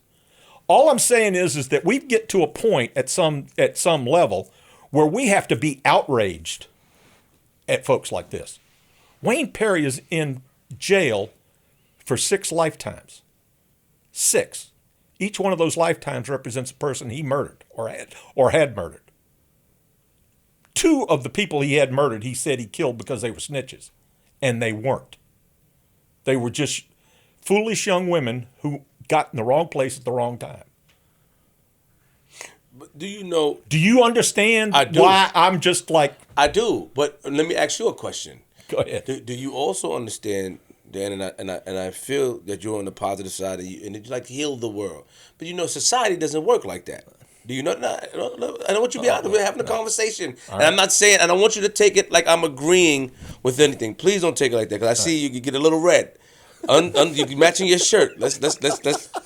I'm just saying. I want you to understand, because you deal with people. You've been dealing with this for years. That society don't work like that. How can we change it instead of looking within? And I get the glorifying the guys, because that's what it makes it seem like. We're glorifying the bad guys. Yes. Yes. Let me let you understand something. When I was a kid, my father used to tell us stories about Al Capone in Chicago. Same thing. Okay. Oh, I understand where it comes from. It's just that the only time that was even remotely interesting to me was when I was a kid. When we get old enough, we got to start saying, you're exactly right. We got to start saying, this is not what we want in our society. I agree. I don't think we have to figure out a better way. I agree. And one way that we can be certain is a better way is that we don't kill each other. Number 2 is let's not sell drugs to each other.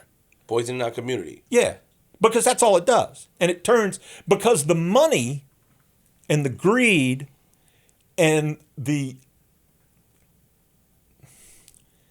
abject hatred of human beings is what it turns into. Look, I'm going to tell you something. I talked for maybe 2 hours in my life to Alpo. And I like the guy. I think he's a great guy. He's a nice kid. All right? I'm serious. I'm telling you. He's impressive.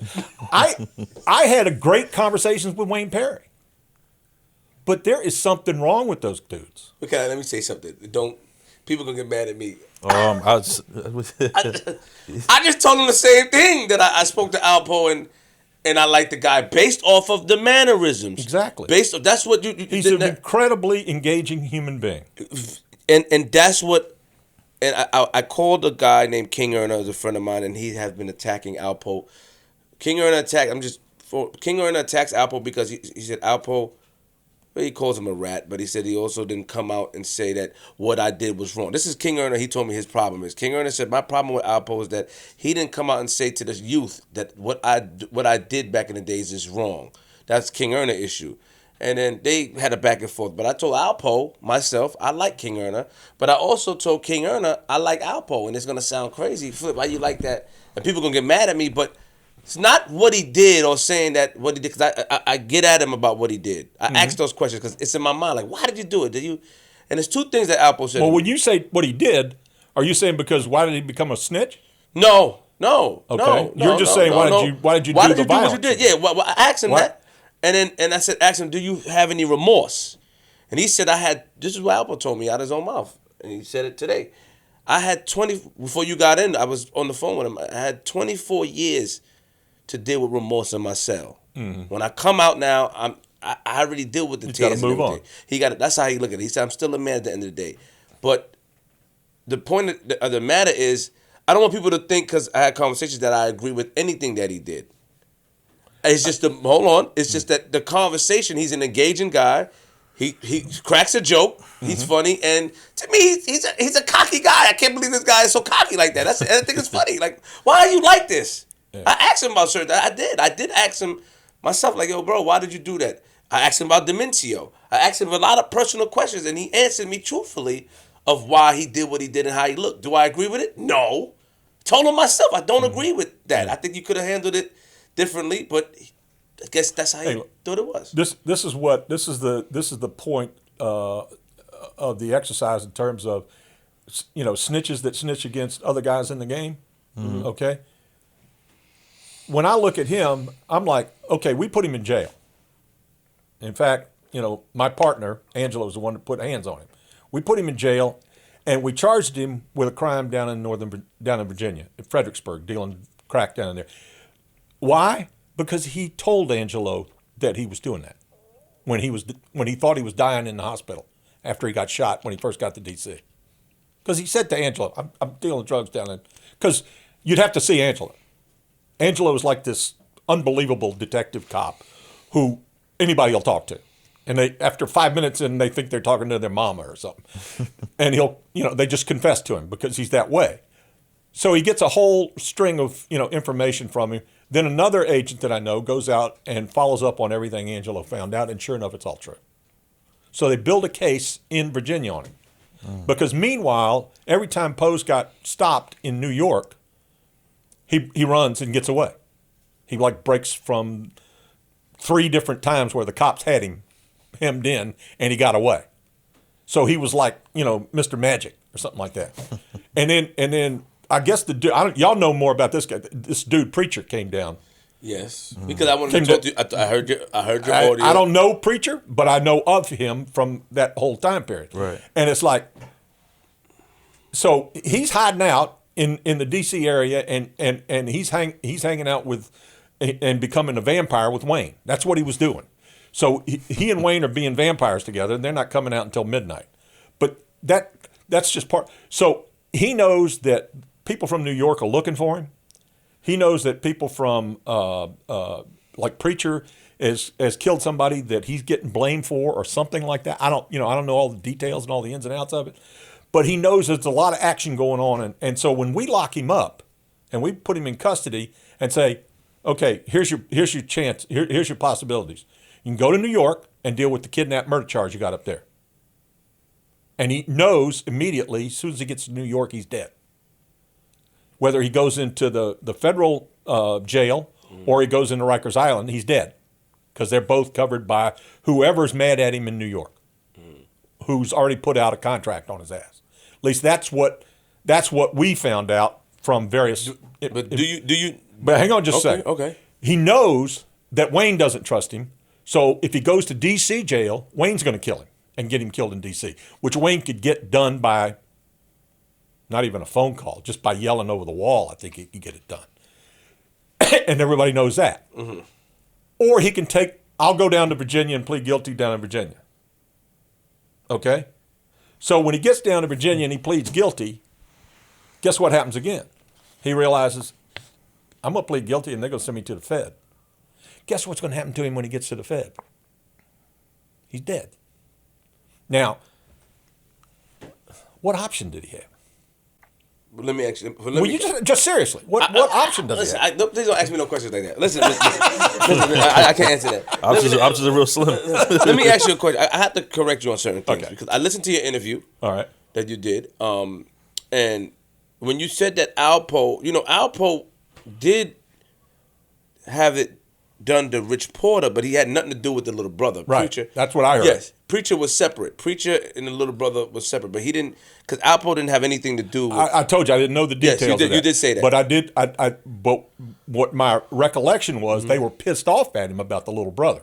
So it really wouldn't have mattered because they all believed in New York that he had killed the little brother, right? But let me ask you this honest question, and it's 2 things I want to say.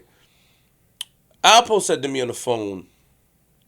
We go back. Tell me if this makes sense to you. He said to me that we praise Rich Porter. I like Rich Porter. I think his story is dope and he's fly. I like fly stuff. Look, I'm jiggy. But what's the matter with me? But he said that why do the people do not praise or throw a party? This is what he said. This is his words for the brother, Darnell. The 12-year-old brother that got killed, his finger shut off. Do you kind of agree with Alpo when he says something like that? He said, we praise that martyr, we make a martyr of Rich Porter, but we don't even acknowledge his little brother who was 12 years old and got his life taken at a short here's my feeling on it. See, that's where the moral outrage comes from me. Because we don't do stuff like that. If we like Rich Porter, if we think he's a good dude and we want to carry his memory with us, God bless us for doing that. But you can't just stop there. You have to take it to your whole community and say, hey, listen, man, we've lost two important people. I don't know Rich Porter. Was he a drug dealer? Was he, in the same business? I'm not going to praise him. But if people in knowledgeable of him thought he was a worthy person and a nice person, God bless him. God's mercy extends everywhere. Yes. All right. And so we have to. I'm not going to ever suggest that being good for Rich Porter and his brother, that should be equal. But what just drives me crazy is that when we put anybody of these guys up on a pedestal, we got to do that with a little bit of a, moral understanding of what we're saying there. Understood. That we're saying that, people like Wayne Perry and Alpo are worth praising and worth considering as when they just about ruined both their neighborhoods, their communities. Just about ruined it. Real quick, because you start to get red again.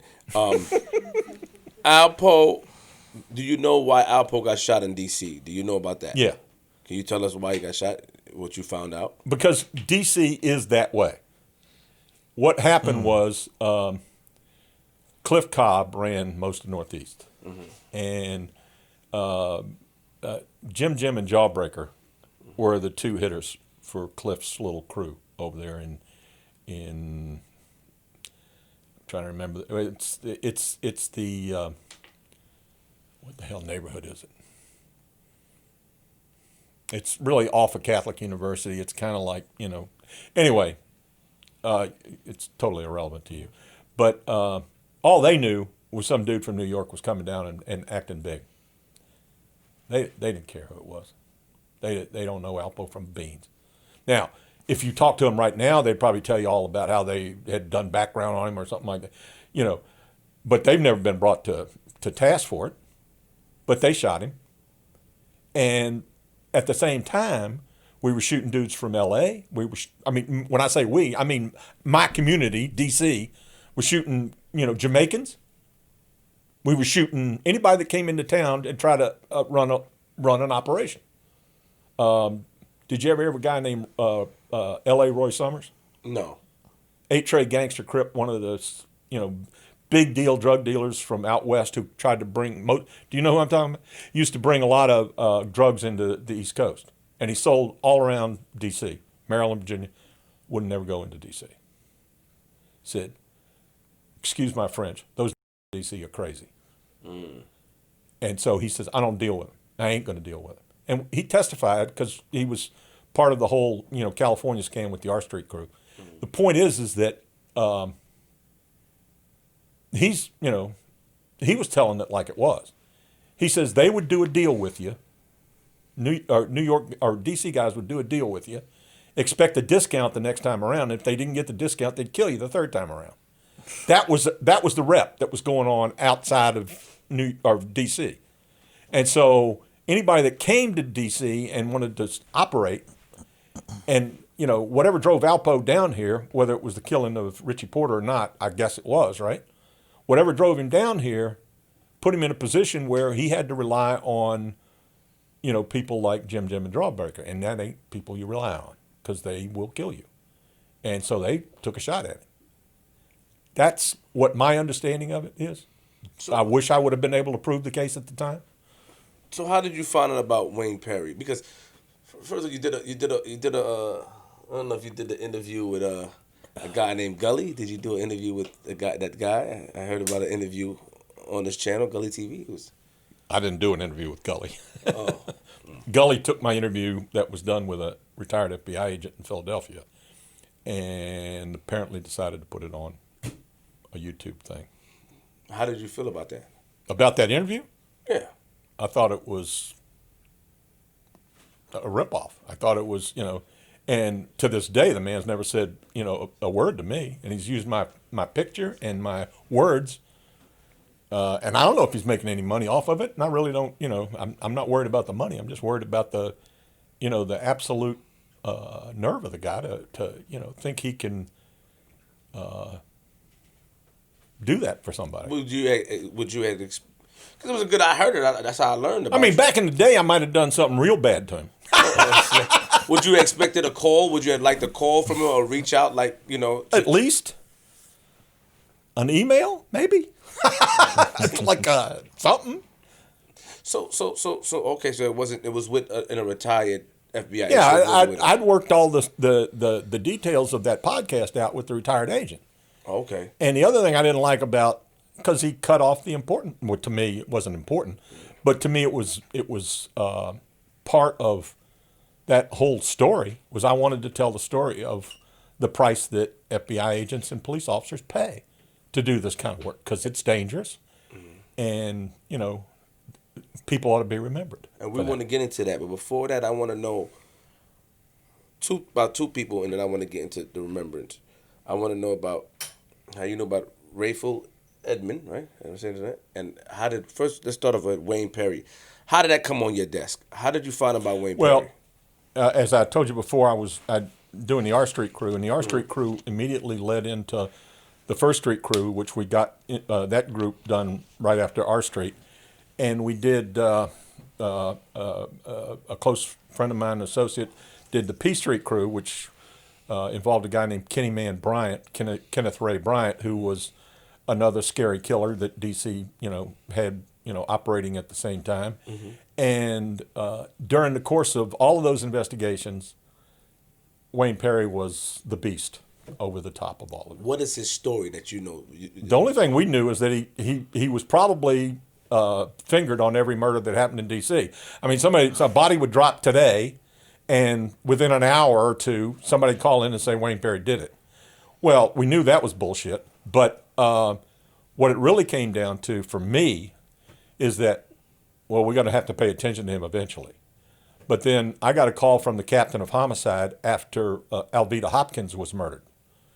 When Alveda was murdered, she had agreed to testify against Wayne because she believed that Wayne was responsible for the murder of her friend Froggy, James Henson. Does this mean anything to you? Yeah. And so Wayne killed her. Well, the cops knew that Wayne killed her, but they had nothing.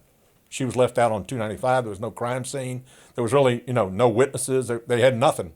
And so Captain of Homicide calls me up and says, listen, y'all just finished doing well in R Street and P Street and First Street, so can you come over and I want to give a case over to you.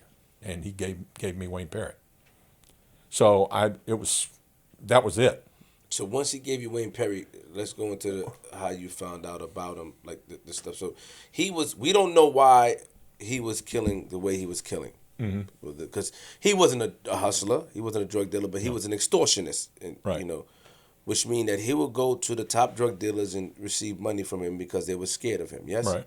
So that was the plan. I think a lot of the top drug dealers thought that they didn't have to pay tribute to him, and some of them, regretted that because he would take them and rob them and do lots of things to them, like burn them with cigarettes and he had his own little crew. That was a kind of a side hustle he had.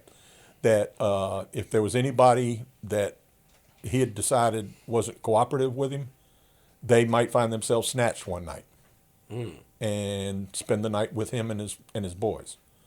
And it wasn't pleasant. And he'd kill some and he wouldn't kill some. So it's kind of crazy. It sounds crazy, yeah. A lot of when I listened to the interview that you did, you were speaking about a lot of the witnesses that were murdered by him. Mm-hmm. You found out Wayne Perry. We got to look into him. The detective called you, and then you move forward. Now you're moving forward. Now, when more bodies are dropping, that's when you're looking into him more. What is the next thing that comes on your desk about him? In the beginning, I was running into brick walls, and but I had solid intelligence from reliable sources of information throughout D.C. By that point, we'd built up a cadre, meaning my squad, the agents and the cops that I worked with, had built up a base that we knew. We were starting to get to a point where we knew almost immediately who did what. And there was a double homicide that happened over in Potomac Gardens that I had heard about, and I knew that that particular homicide, they charged another dude that I knew about. I'm trying to remember what his name was. Hang on. That's why I brought my notes with me. Oh, take it down. I'm surprised the first time he used the notes, man. Everything else he remembered pretty much. Yeah. Well, He said he had bad memory. the biggest problem that I've had over the years is I used to have the pretty good memory, and then I've just lost a lot of that. You seem to give a great memory now. Seemed pretty good to me. Yeah, I don't know. I didn't have any issue with you. First time using the notes in what 2 hours. Okay, yeah. Calvin Ace Smith was charged with this double homicide. And I had 3 different informants say he wasn't by himself. He was working with Wayne that day. So immediately, Ace got charged with the killing. And so I said, well, I'll just, sort of shepherd that case along through the U.S. Attorney, because the U.S. Attorney I was dealing with at the time was a good guy, and I thought, well, I'll see what happens with the case and see if I could get an opportunity to talk to the witnesses in that case, because obviously they had witnesses that they said that were going to, implicate Ace in it. I said, it's interesting because they're going to implicate Ace, but they're not going to implicate Wayne. So I never really, I wasn't like being aggressive about it. I was just saying, okay, let's see what happens. So eventually, and the I think it was 2 or 3 witnesses. They were women. They lived in Potomac Gardens, and they were all, as far as I recall, they were all heroin addicts. And so they were trouble. And they're getting ready for the trial, and of course they needed me to cover them, to put them somewhere. So I said, well, where do you want them? And the U.S. Attorney said he wants them in a hotel somewhere that's safe. I said, okay, well, and I put them out in Virginia, and we had them safe. And so eventually I got around to interviewing them, and I'll go through the whole, step by step with them, and I'm worried about, their testimony, because it sounded weird. Wasn't, my idea of solid testimony. And the detective was working with it. She was like buying everything they said, and I was like, because I knew her, and I was like, do you think that's really? She says, well, you know how it is. I mean, they're junkies and they're this and that, and I'm like, okay, well, if you're satisfied, you're satisfied. But I'm telling you, everybody's telling me that Wayne was there. Well, we can't get into that. So I go into them and I just say, was Wayne there? And all 3 of them turned white, and they, weren't white. So I was like, okay, never mind. Kind of disregard. I'm not going to press you on something. So they testified in the trial, and all 3 of them fell apart. They got destroyed on the stand by the defense attorney. But Ace got convicted of a gun charge because he couldn't get around the fact that he had a gun. Somebody had apparently had the gun connected to him, and it was one of the guns that was used to shoot these dudes. And they were, Andre Hinkle and another guy. Later on, well, at that particular point, so I'm like, I'm dead in the water. These witnesses aren't worth a damn. And so they're not getting me anywhere. And so I've got to work another angle on this. But later on, when I talked to Wayne, he admitted it. So, yeah, I did that. So I knew that case is kind of where things started for me, and I was getting the right information from, the people that were talking to me. Trying to remember what led us in the right direction. Okay, so I said, I'm going back to square one. Mm-hmm. One thing that we know is that he's running around with Alpo right now. And I didn't know Alpo from Adam. But, FBI New York had a warrant on him for kidnapping and something. And my partner, Angelo, had gotten this confession from him when he'd been shot up.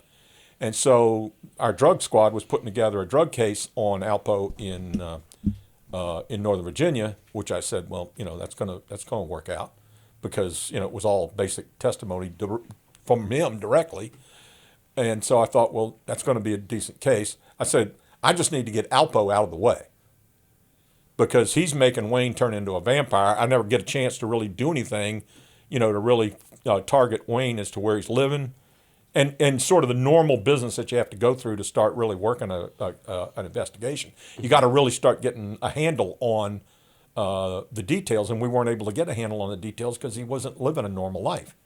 Found out later that he and Alpo were going to like motels every night, or they had a place up, in Commodore Joshua Barney that they would spend a couple of nights at, and then they would go someplace else, and so they were just rotating around the city, and then I heard that Alpo's wife/girlfriend moved down to D.C. and he seeing her.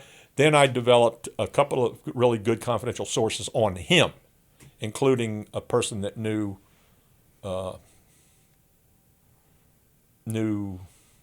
his wife and several of the girls that were sort of friends at a beauty salon, and they were the ones that gave me where Alpo was going to be the night he was locked up. The ladies? Mm-hmm. Not the ladies themselves, but my source that knew all these folks. And so I happened to be out of town, but I called up, the case agent, the drug case agent who was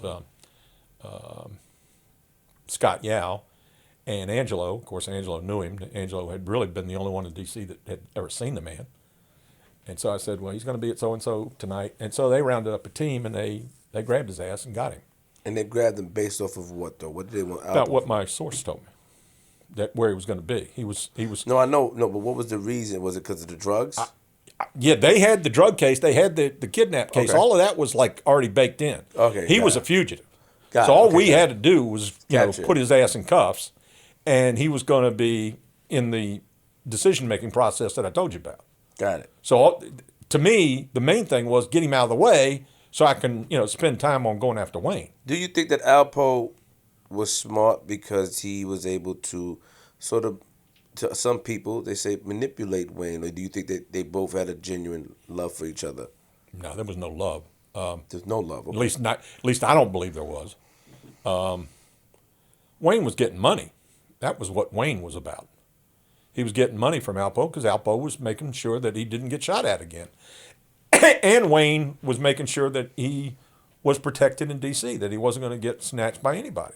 I mean, whatever they were doing was working, and I don't think Alpo had the knowledge of the area enough to know. I mean, I'm sure he was smart enough to be able to figure out, if I go to a hotel every night, I'm probably not going to, nobody's going to beam on me. But he also knew that he had to do business. And the only way he was going to do business is if he had somebody like Wayne with him, because that way nobody was going to come at him from the other side. So if I'm going to do drug business, I got to have somebody that's heavy next to me who's going to scare the hell out of whoever, would take a run at me. And really the only person that was serious enough for them to worry about was Frey. So Frey wasn't scared of Wayne. Hard to say. If you talk to Frey, he'd say no. And if you talk to friends of Frey, because Frey was an old timer, he was a big time gangster that had been a bank robber when he was a kid, and I mean a serious career criminal.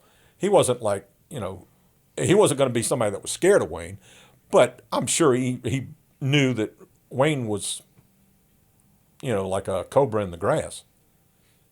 That's what you gotta, that's the way you gotta think about it. How did Wayne Perry find out about all the witnesses that he was able? Because I heard, like I said, Well, he killed people that were right. If all of us are at a club, mm-hmm. and we go outside the club and we have an argument, and I kill you, who else am I gonna kill? I may not kill this guy, and this guy, and this girl tonight, but eventually I'll get around to it. So he visually remembered, basically. Oh, yeah. And that was kind of his approach to things. In other words, the normal murder, like, you see a murder mystery and you go, wow, that guy was smart. The murderer was smart. Wayne wasn't all, I mean, his way about him was smart. But what he operated on was power. His source of what he did was power.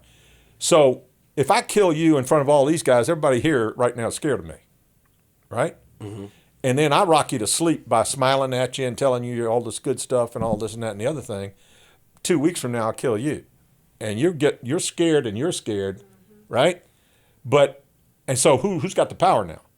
You do. And you know also that I've killed a bunch of other people.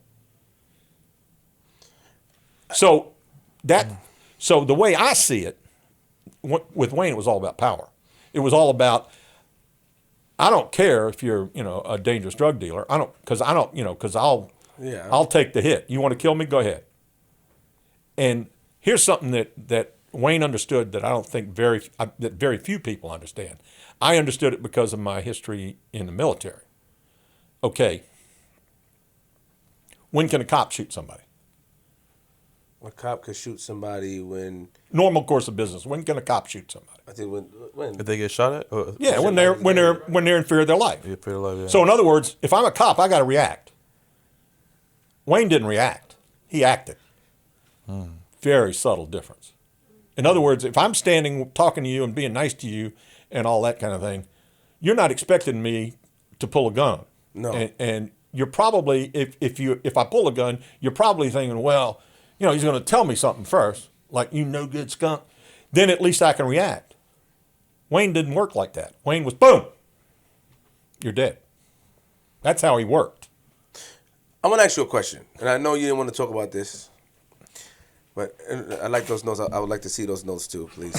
You ain't seeing this. This is my secret stuff. How did you find out about, because that's the big news now, about Wayne and being or dealing with other men? How did that come to your desk?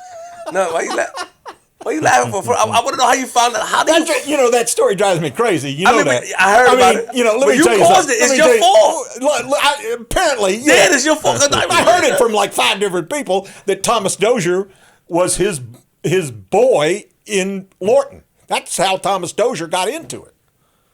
Who's Thomas Dozier? Thomas Dozier was his, in quotes, flunky that everybody, some of the people talk about. Thomas But Dozier, because of you, that came out. It wasn't because of me. Well, look. That's how I found out. As far as I know, everybody that I knew about it. That's what somebody else said. Let me tell you something about Wayne's, I don't know. Sexuality. Wayne's sexuality is that, I talked to probably 100 women that, man, he's nice. He's so pretty. Come on, man. I'm like, okay, he must be doing something right in that department. So I don't know what it is, but the fact that a man in prison, and it was like, Alpo was one of the funny ones talking about.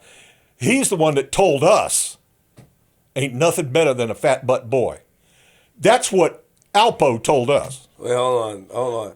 You ask him. Did he ever tell the FBI ain't nothing better than a fat butt boy? I ain't gonna let Dan. No, man. Dan, slow down. Go on. Dan, slow down. Are you sure that? Don't say that he said. You sure? I'm not saying that he's that way. You're missing. You're missing. Are you sure that he said that's what that? it sounds like. He said that because I heard it and I was like, "Damn, he's That's I never heard that from anybody else. I heard it from Alpo. And basically, what he was saying was that sex is sex, and it's No. Stop it. Whatever. Stop it. It's not like a. Stop it, Dan. Stop it, Dan. But all these readers got all upset with it, but they don't care that he killed 100 people. No, I mean, look. I don't give a damn whether Wayne is gay or not, and I don't really think he is gay. Okay, what I think is that when he was in Lorton and there was nothing around but somebody that was willing to take care of him and give him the sexual gratification that he wanted, he was okay with that. Do you think that Alpo was saying that just to pull your string or to crack a joke? Probably. Because we never heard that. Yeah, but probably not. You can, if you got a chance to talk to him, you just ask him, did you ever say that to the FBI agents? And if he says no, then he's lying. Well, he's lying. He's a guy from Harlem. They crack jokes. And cracking jokes is fine. He was cracking jokes with us, and that was part of it, but it was in that same context. God, is what I'm telling you. I heard this before. That sounds like no Harlem joke to me, man. Slow down. Chill out. What's going on in Harlem? Hey, watch your mouth about Harlem, both of y'all. I like Harlem. Let me ask you a question. Did any men, because you said the guy, what's his name, Thomas? Thomas Dozier. Did he admit to? Did you ever Thomas speak to? Dozier's dead He died. He got killed by. Okay, never mind. by. Don't do that. Don't do that, Dan. Don't do. Don't hold out on us. He was killed by a guy named Poochie, who was Frey's nephew. Thomas Dozier was. And why did Frey's nephew kill him? Man, I can't go there because Respect. it's already controversy. Right now, it's controversy. Right now, to this day. Yeah. Frey is dead, right? Yeah. But he didn't. Was he killed? Frey was killed by Michael Jackson, a dude from the Madness Shop. By where? The Madness Shop up in you see, I'm talking DC stuff. So Michael Jackson. Michael Jackson was a drug dealer who worked with a bunch of guys up northwest. And he came to Wayne and Alpo and said, your boy Frey's coming at you. And both Wayne and Poe understood that they weren't going to ever get next to Frey. They weren't going to be able to get at him. And he said, don't worry, I'll take care of him. But you got to give me a kilo. And they, yeah, go ahead. And so Michael got a couple of guys, and they jumped in the car with Frey and put a bullet in his head, in the back of his head. But why was Michael Jackson able to get? First of all, who is Michael?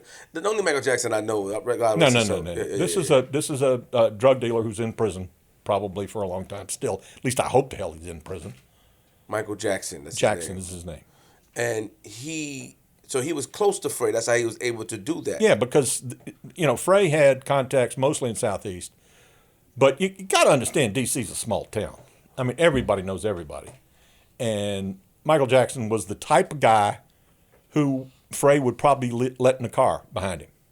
In other words, Frey wasn't going to let Wayne in a car, and he wasn't going to let any of Wayne's people in the car with him. That wasn't happening. Did you ever speak to Michael Jackson and find out why did he? Well, that's a funny story. Tell me, I want to know. Well, we locked him up for that murder. For Frey's murder. Yeah, and I thought, wow. But he was also deeply involved in a big drug operation that was going out of Lewisburg with Rayful. And so the U.S. Attorney's Office said, well, you can lock him up for the murder, but we really want him on this drug stuff. It's another part of the political bullshit. Yeah. So I was like, okay, well, since it's my warrant, I get to go on the arrest, don't I? And they were like, oh, yeah, sure. And I said, okay, well, I'm going to go on the arrest. And the guy who wanted to do the whole thing was one of the drug agents who, he was a friend, but he had kind of gone off in a different direction on one of my cases that I didn't particularly like. And I was okay with it, but, I was like, this is just inside stuff that really is totally irrelevant. But the bottom line is I'm laying down on the bed because they wanted him arrested and brought to a hotel room instead of brought to the office. They didn't want anybody to know that he was being charged, with any kind of crime. And to this day, I'm like at a loss. Well, what they didn't tell me was as soon as they locked him up, they said, don't worry, you can talk to us, you can tell us anything you want, we won't use anything you say against you. And I'm like, I wasn't there. So basically they're giving him his Miranda. And anytime we arrested somebody, you give them a Miranda and you give them a legit Miranda. You say, hey, if you need a lawyer, we'll get one for you, et cetera, the normal Miranda rights. But then we say, would you like to talk to us? Do you want to waive your rights? And if they say yes, then we go, okay, and then we're interviewing them. We're talking to them about anything. Well, so I come in at like 20 minutes after he's locked up, and I'm laying on the, and so I'm just bullshitting with him. Hey, Michael, what's up? So I'm the one that's got the warrant for your ass. And he's like, oh, really? And I said, yeah, dude. So tell me, why'd you kill Frey?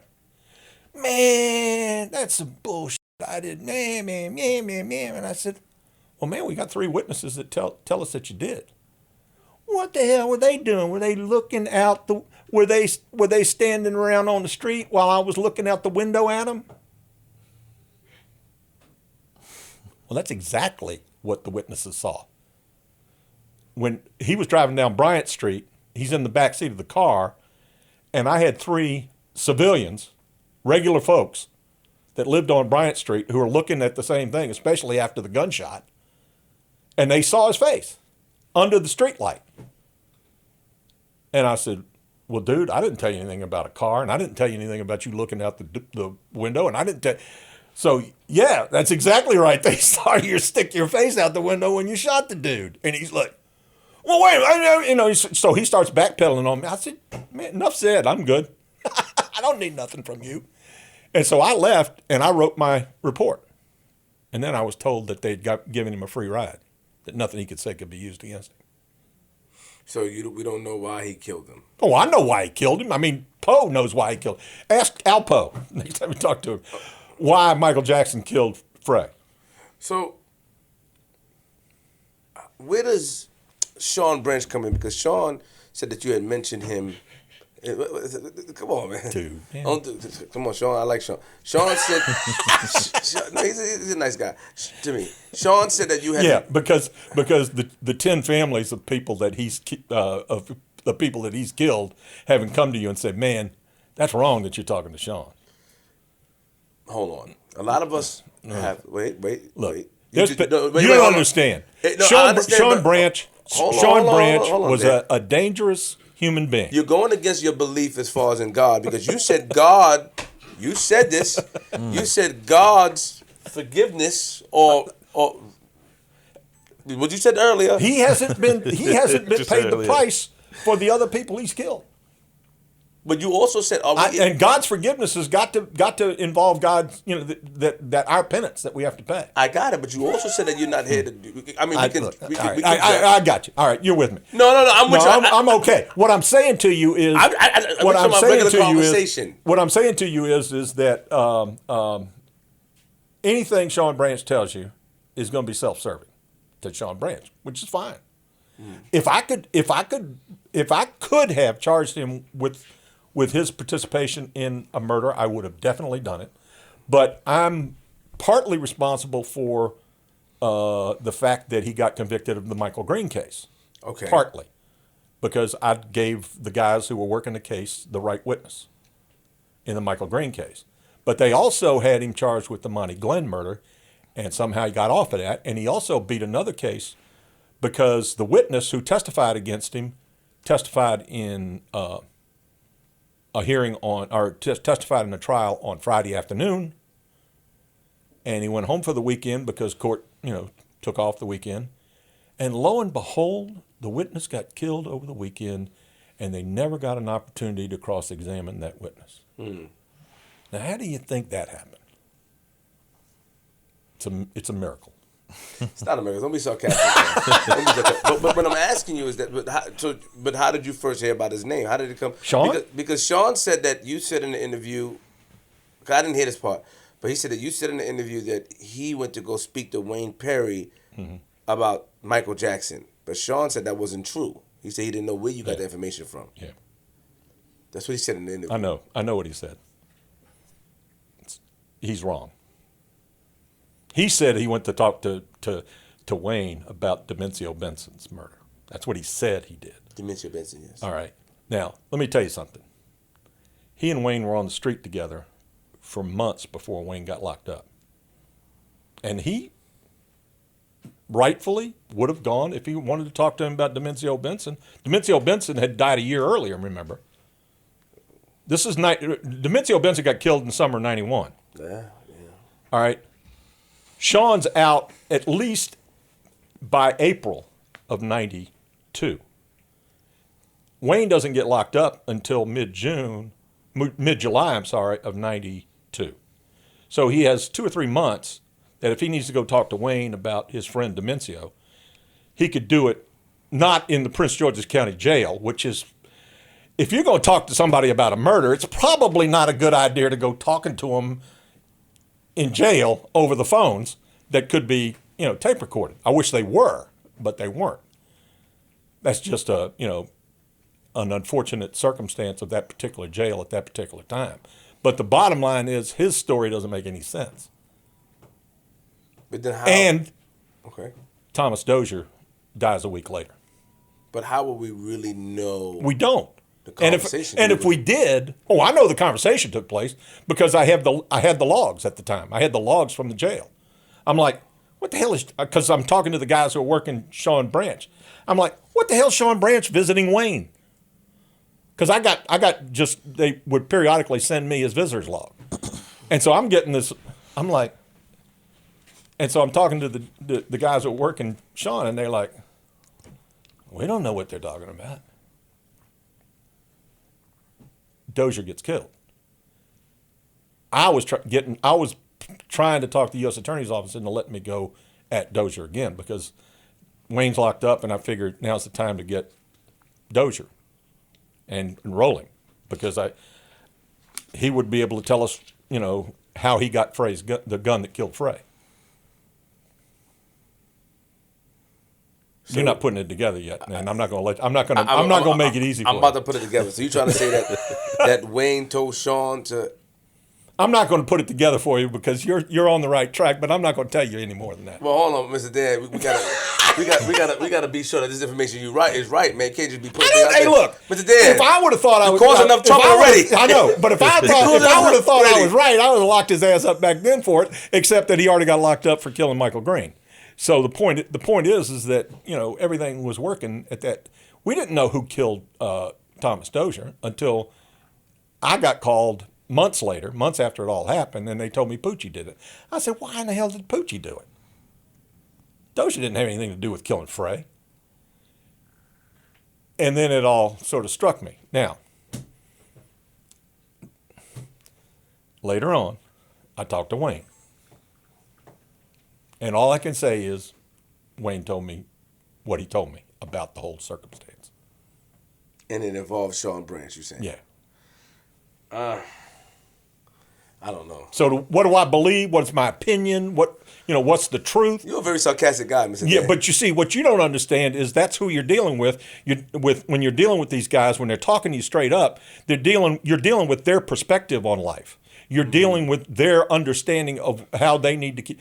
He knows that if it was the truth, if he admitted to it on your show, that he could be charged with murder because there is no statute of limitations on that murder. That murder is still on the books. And I don't think it's been closed yet because Poochie died shortly after that. They might have closed it on Poochie, but that doesn't mean anything. Wow. If they had enough evidence to prove that somebody was involved in a conspiracy on it, they'd charge it. I did what I could. I gave the police all the reports. Was he ever interviewed? I think Sean was interviewed. Not me. I mean, we couldn't talk to him. I mean, once he got charged in our cases, which were several, the Monty Glenn and the Green case, I mean, he had an attorney and he was, and he got convicted. I have three more things I want to say before. No, wait, hold on, because I definitely want to hear about what you guys go through, because that's something that you said that you wanted to speak about, and we have flipped the script. I want to let you speak about that. Not let you, but one question I have is the takedown of Wayne Perry. I want to know how that went down. Oh, that was real exciting. And then I want to know about Rayful Edmund. Rayful Edmund. Rayful Look, Edmund. I drove out to Prince George's County Jail in my Cadillac. Remember that Cadillac there? Yeah. And I put him in the back of my Cadillac and drove him into D.C., and that was the takedown of Wayne Perry. How did you get him?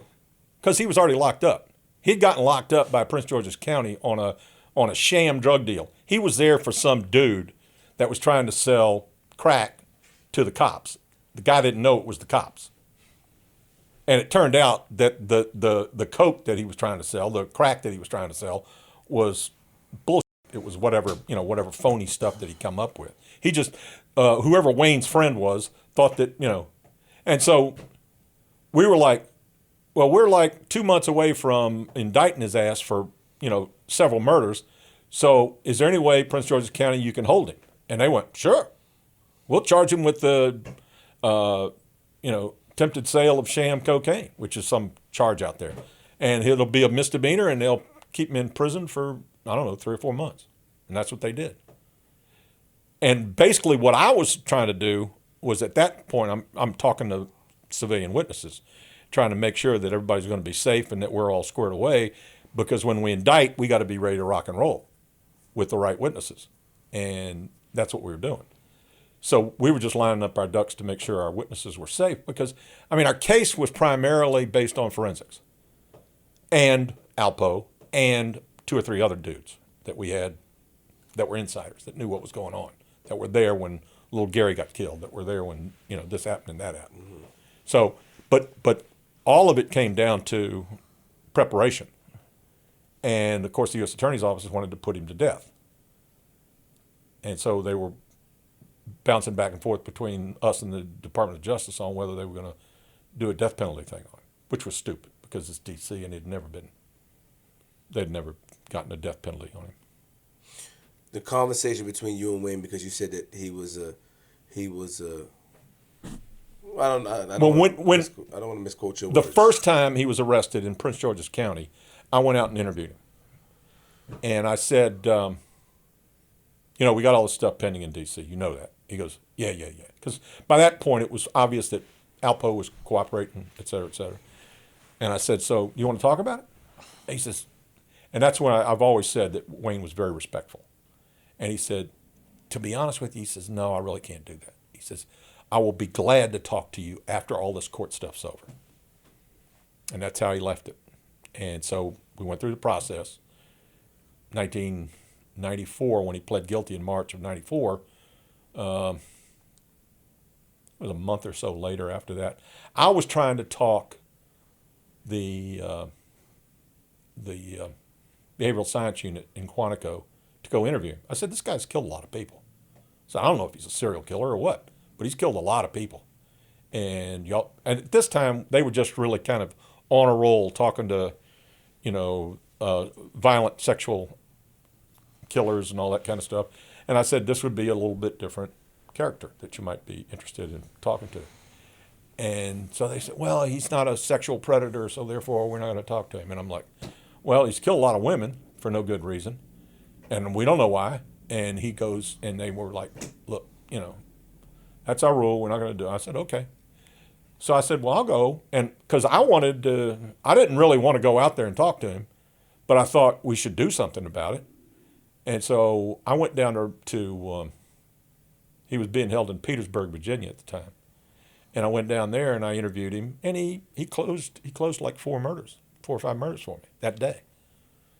And I said, you know, because the plea agreement he was under was anything he did in D.C. he could not be charged with. And the deal that he and I made was that he wasn't going to be talking about any cases that he did with other people, which he admitted at the time was a lot. So if I killed the person on my own, or if the person who killed with me is dead, then I'll tell you about it. That was the deal that he and I made. And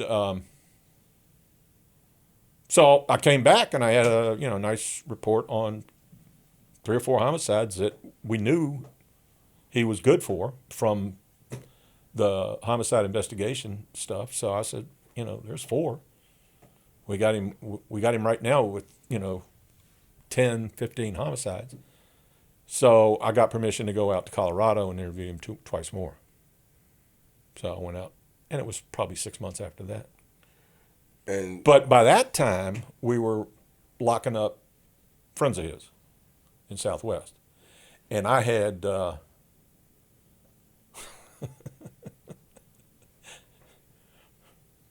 I'd arrested one of his good buddies, and when I arrested him, it's kind of a long story. So I'm driving through Southwest, and I see one of our main targets from the new case, the spinoff case from Wayne, standing out there selling weed. And I said, well, if nothing else, we can go out and lock his ass up. We can jump out on him and lock him up. And so I called the case agent on it, and he said, yeah, go ahead. And I went, okay. So I rounded up a team, and I put all my young, fast guys in the back of the buildings, because I said, as soon as we come in on him direct, he's going to run straight back to the alley. Logical to me, made a lot of sense. But I had people coming from every direction. So by that time, I got a new car, so I had a knack. Anyway, so when I turn the corner, he sees me, and he, of course, calls me the name that he always calls me because he hates me. And he turns and doesn't run to the alley. He runs towards me. And I'm like, and we're like this. I'm like, what the hell's he doing? Then he turns and he starts heading across the street in front of me. By that time, my car hits him, pops him up in the air. You know, he's like flying in the air, and he lands on the ground and lands on a concrete, curb. And I put my gun in his ear because, he really wasn't very nice to me, so I figured I'm not going to be nice to him. And I said, "You're under arrest." And because he's there with like 30 bags of weed. So, it wasn't a great case. I didn't really care for it to be a great case. It was just a thing of, we're going to lock you up.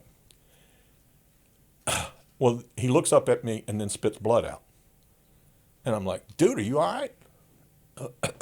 And he's spitting and coughing blood. So I call an ambulance. We get him to the hospital, and apparently cracked a rib and punctured his lung. Well, so 2 weeks later, 3 weeks later, whatever it was, I go to see Wayne, and Wayne's pissed off at me. "Why'd you guys kill Vincent like that?" I said, "I didn't kill him." He goes, "Man, you almost did." I said, "Man, do you believe what he did? Did he tell you what he did?" He said, "What?" I said, "Well, a knucklehead ran right in front of my car. What was I supposed to do?" After he admonished me for trying to kill his friend. Wait, did he die from that accident? Hell no. I mean, we convicted him later. He's in jail too for murder and, a bunch of other stuff.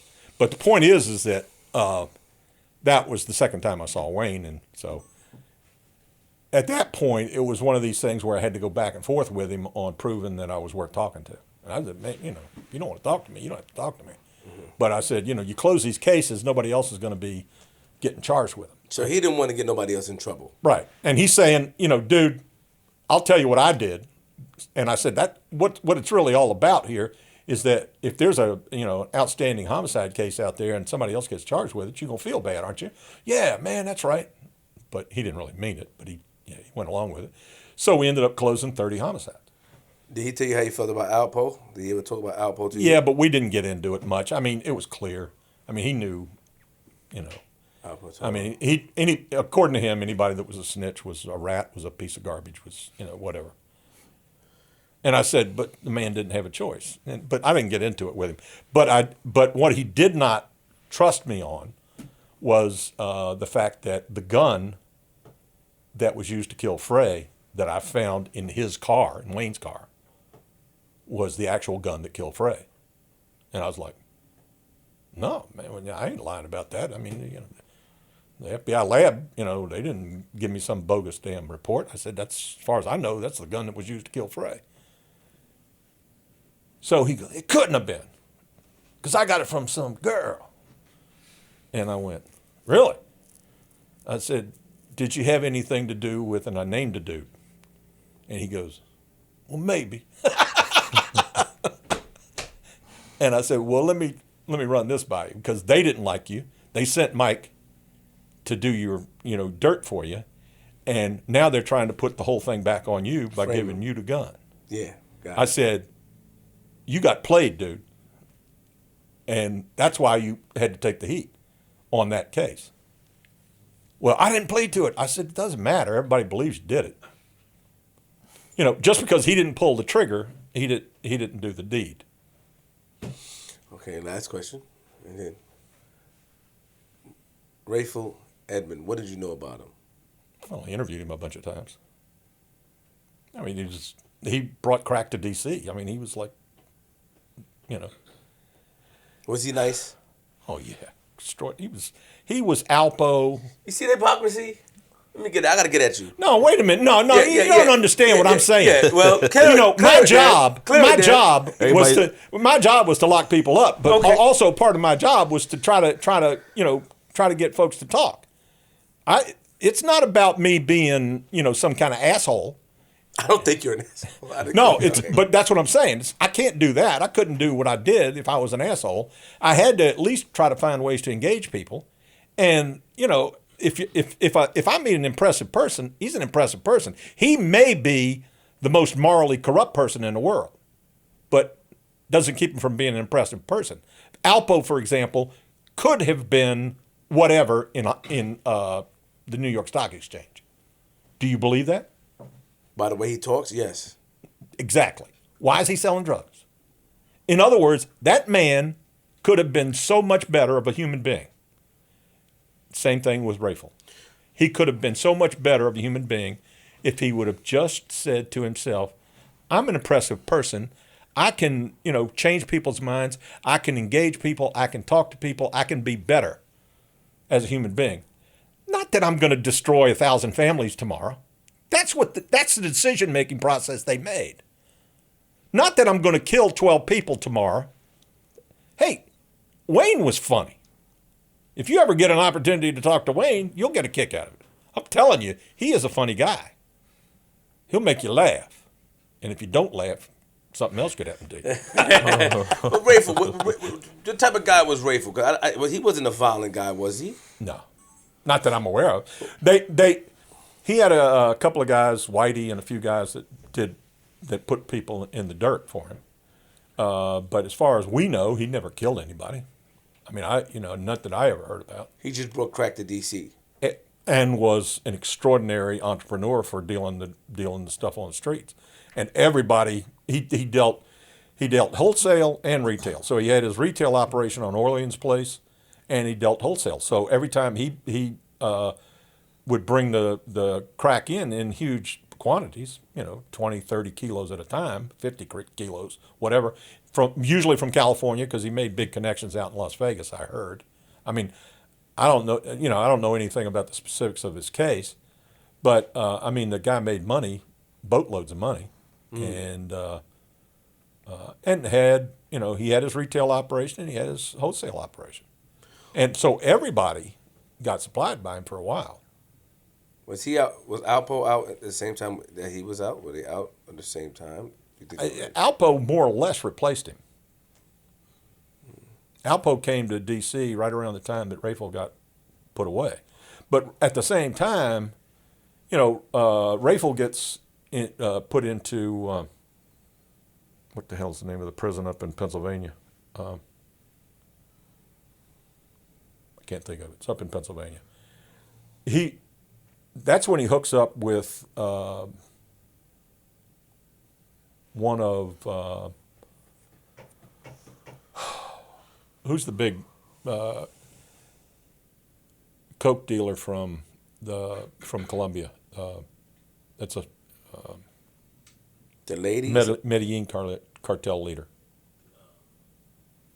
Medellin cartel leader had some kind of relative that was in prison with Rayful, and so Rayful established a big, huge connect out of the prison.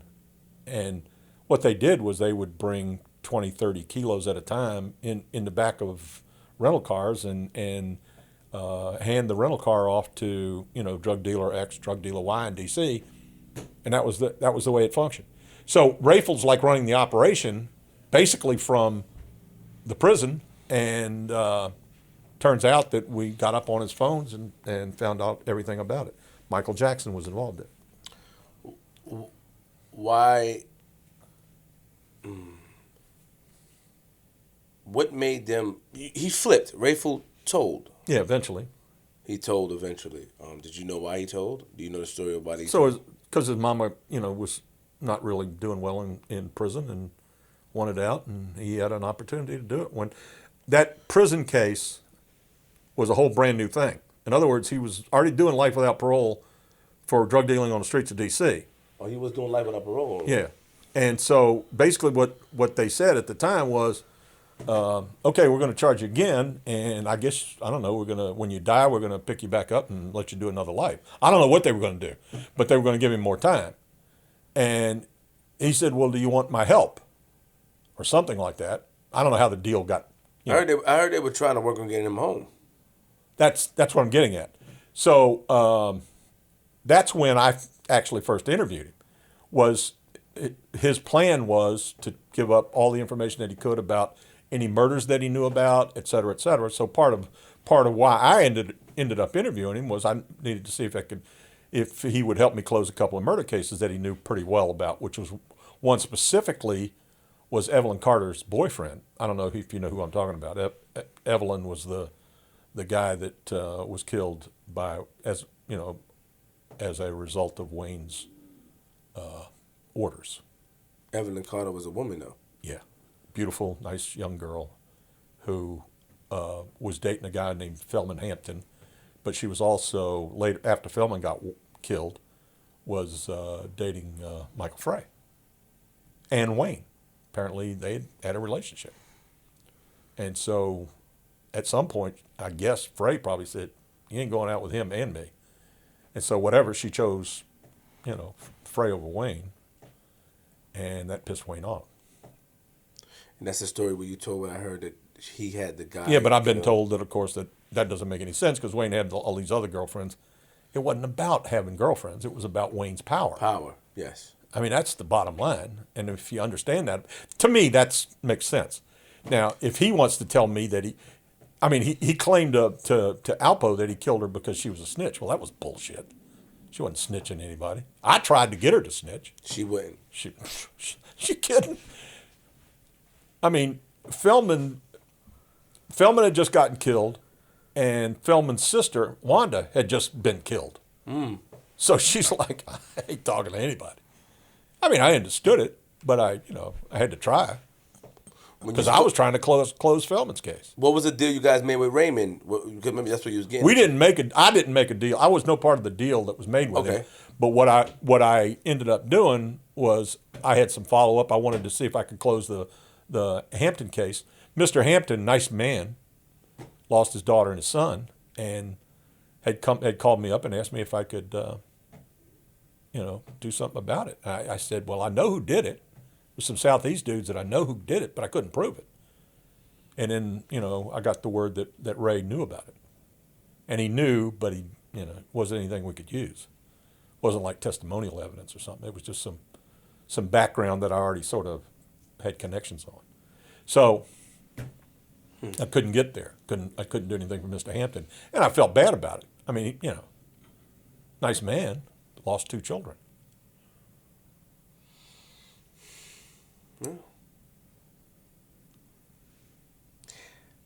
I would say this, though. Give me a second.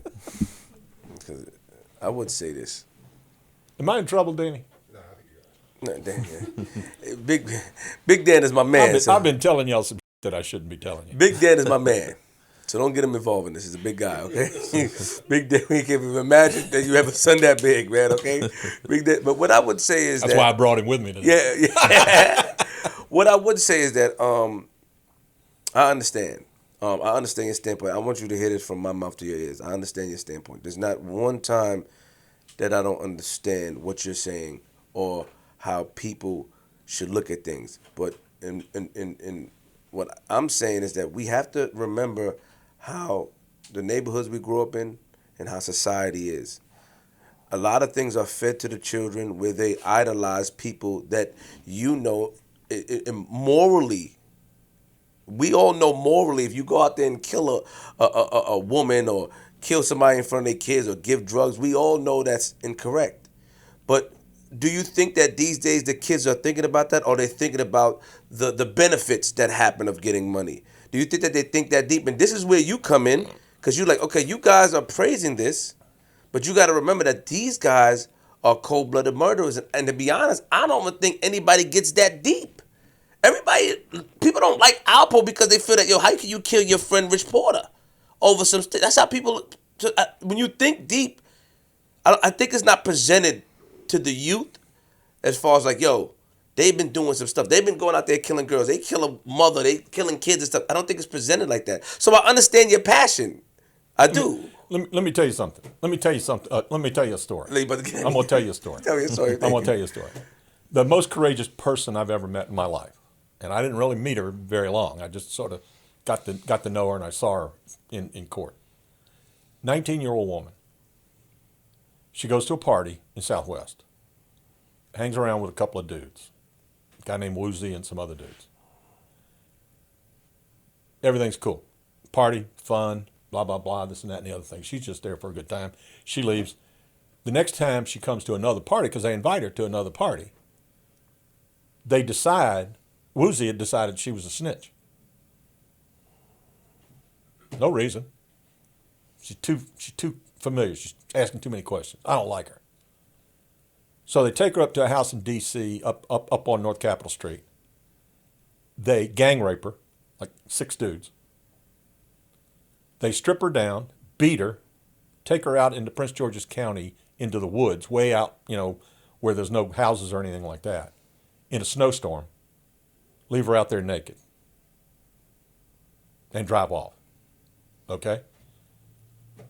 6 months later, we lock up that whole crew. We got one of them talking. And we debrief, what they call debriefing. We're debriefing. We're going through what's the truth, what isn't the truth. Tell us everything. Tell us everything you know. You got to tell us the dirt you did with these guys that they know about. Because if you don't tell us that, they're going to bring it up to you when you're on the stand, and you're going to look like an asshole. That you were lying and telling the feds this and telling the feds that, but you didn't tell them all the truth. Man starts crying. But man, I can't tell you. No, you got to tell us. We didn't know what it was. We had no idea. He said, man, we did this to this girl. And we killed her. I know she's dead. She has to be dead. Okay? So we start backtracking. When did this happen? Where in Prince George's County did you drop her? Et cetera, et cetera, et cetera. And lo and behold, we find a police report. She had somehow walked a half a mile from where they dropped her off through a wooded area and got to a farmhouse. And there's the people there in the farmhouse, and they're going, my God, what in the hell?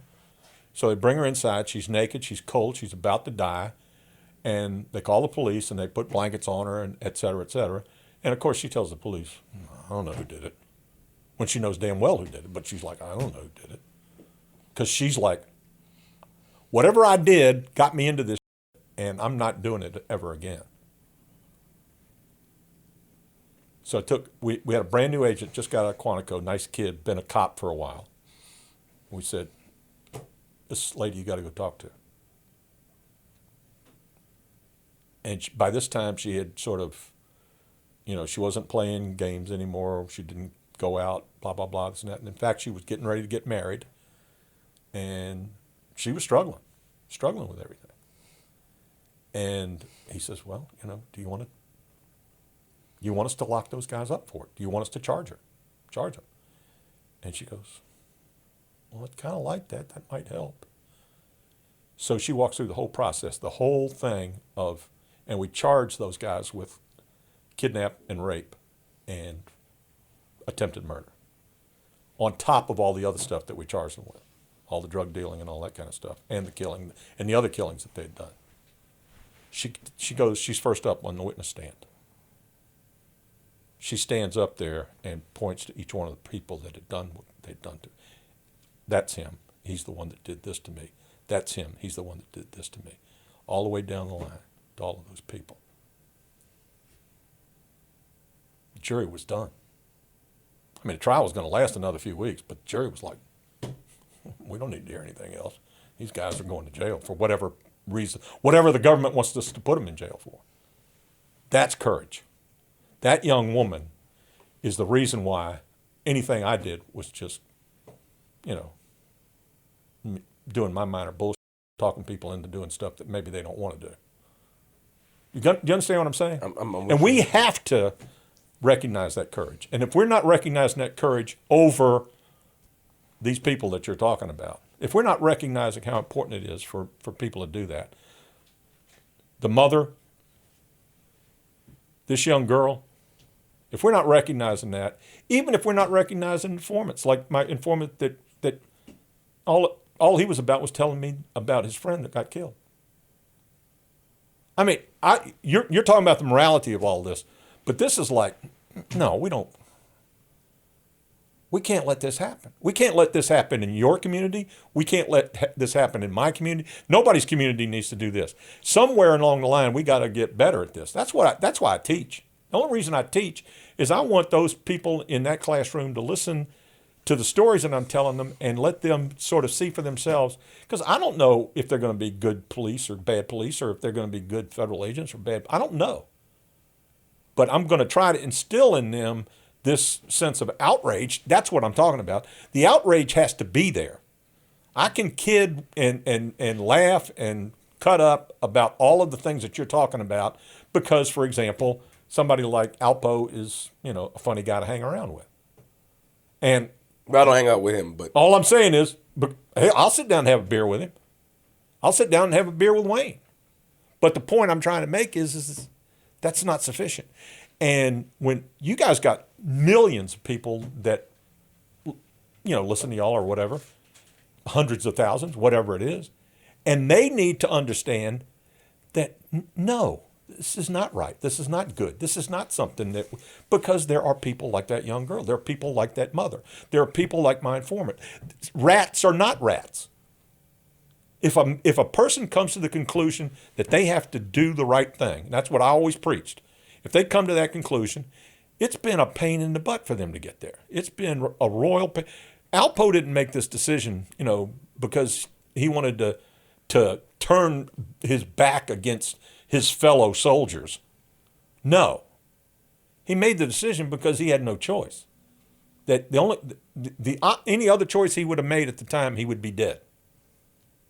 And I don't know to this day, I don't know if he has any kids or any family to speak of. He does. And am I going to make the decision that I'm never going to see my family again? Just because this murderer demands that I do that? I don't get it. I get what you're saying, and I get what you're talking about with inside the community and the kids growing up and they're being proper, and they're all I'm saying is, you guys are in a position where you could say, not so much, guys. We got to do better. We've got to be better. When I was a college student and learning what I had to learn in order to get into law enforcement and get into becoming an FBI agent and all those kinds of things, I was stupid as everybody else is. But I understood at that particular point that if I'm going to do this, I'm going to do it right.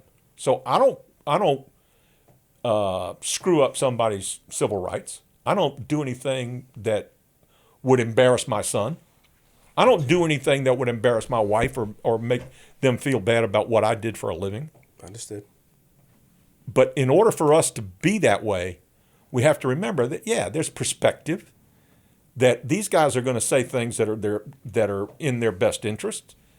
And sometimes they're going to have different recollections than they even know themselves. Mm-hmm. I don't know the reason for that. What happens right now, if we can go back and learn anything from the past, remember that Washington, D.C. had the highest closure rate of murders in the United States and probably the world, because the people in this community wouldn't put up with that bullshit. And that's kind of where we have to go back to. So everybody that listens to your podcast, and they're not going to be people that I have a whole lot of dealings with. Everybody that listens to your information and stuff like that, if they realize or recognize that at some point, we just got to be better. That's what I want. I don't, I may be lucky to have a couple more years left at this, brother. Yeah, this is gonna go. This is gonna spread. Yeah. Dan for president, man. Dan for president. Yeah, there you go. Dan for president. I'm voting. All those bad things I did would never come up. I'm voting. So you retired. Yeah. And professor now, and what's next for Dan? There's no next. I when I retired, I said I was going to write a book on crime scene examination. I did that. Mm-hmm. When I got to teaching, somebody asked me if I could write a book on criminal investigations. I did that, so I got 2 books out. I've learned how to play the banjo. Okay. I get a kick out of folk music and being crazy with my family and stuff like that. That's what's, it's all about, enjoying my life, enjoying my grandchildren. Those 2, his sons are like, my heart. Enjoying life. That's what it's about right now. I got to try. That's well, is there anything that we didn't, discuss that you Well, might I think want I to went mention? too far with you guys. I think I gave y'all Too much. What I want to do is that because All I'm asking in terms of that, all I'm asking is that you understand that we paid a price for dealing with this. that's what I want to talk about. We paid a price. Martha Dixon, who was one of the people that was killed in November of '94 in the D.C. Police Headquarters, was a cool lady. She was very nice, very solid, good law enforcement, worked her ass off and made cases. To me, making cases is like part of it. Billy Christian, exactly the same thing. Was a good guy, got shot in the back by a piece of dirt, who decided that he ought to kill police officers. That's, hey, it's like you say, people are going to do dirt. They're going to do things wrong. But the point is that those were good people. And we lost them all during this time period. And Hank Daly, they named the police headquarters after him. It's nice. I don't think that's something that any of us want to have. I don't want a police department named after me. But good guy. Cared about the community, cared about the people that he was working with. And Mike Miller, another good guy, just a good hard-working law enforcement officer who cared about this community, even though he was kind of like all of us. We were like, okay, we're FBI agents, we think we're hot shit. We ain't all that. But the point is that it was about this community. And because of that, everybody looks at it and says, well. Oh, and one other thing. A friend of mine named Mitch Cradle has done a documentary on the families of the murder victims in D.C. And I'd like to, I don't know how you do it, give a shout out to Mitch, because I think definitely. that's a credible program that he's put together. I've seen like snippets of it. We've talked about it over the years and stuff like that. But he's given it from the perspective of the families of the victims. And if there's any way that any of this makes any sense, putting Wayne Perry away, putting, Alpo away, putting even Rayful away. The only thing that makes any sense is if all these people that were victimized by it. If they were selling crack and making money off of it, people need to say, no, you can't do that. You're not going to do that in my neighborhood. I mean, I don't know if you can do it. But somewhere along the line, it's got to be important enough for all of us to worry about it.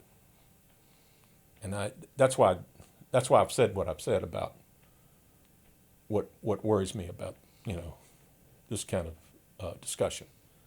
Because I can tell you funny stories about Wayne and I can tell you funny stories about Alpo and all of it comes down to, am I feeding into it? Am I making them more important than they really are? Because they're not.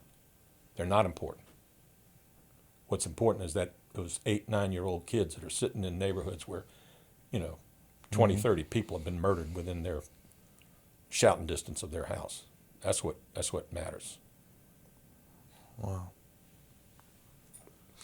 Like I said, I understand and I agree. I think that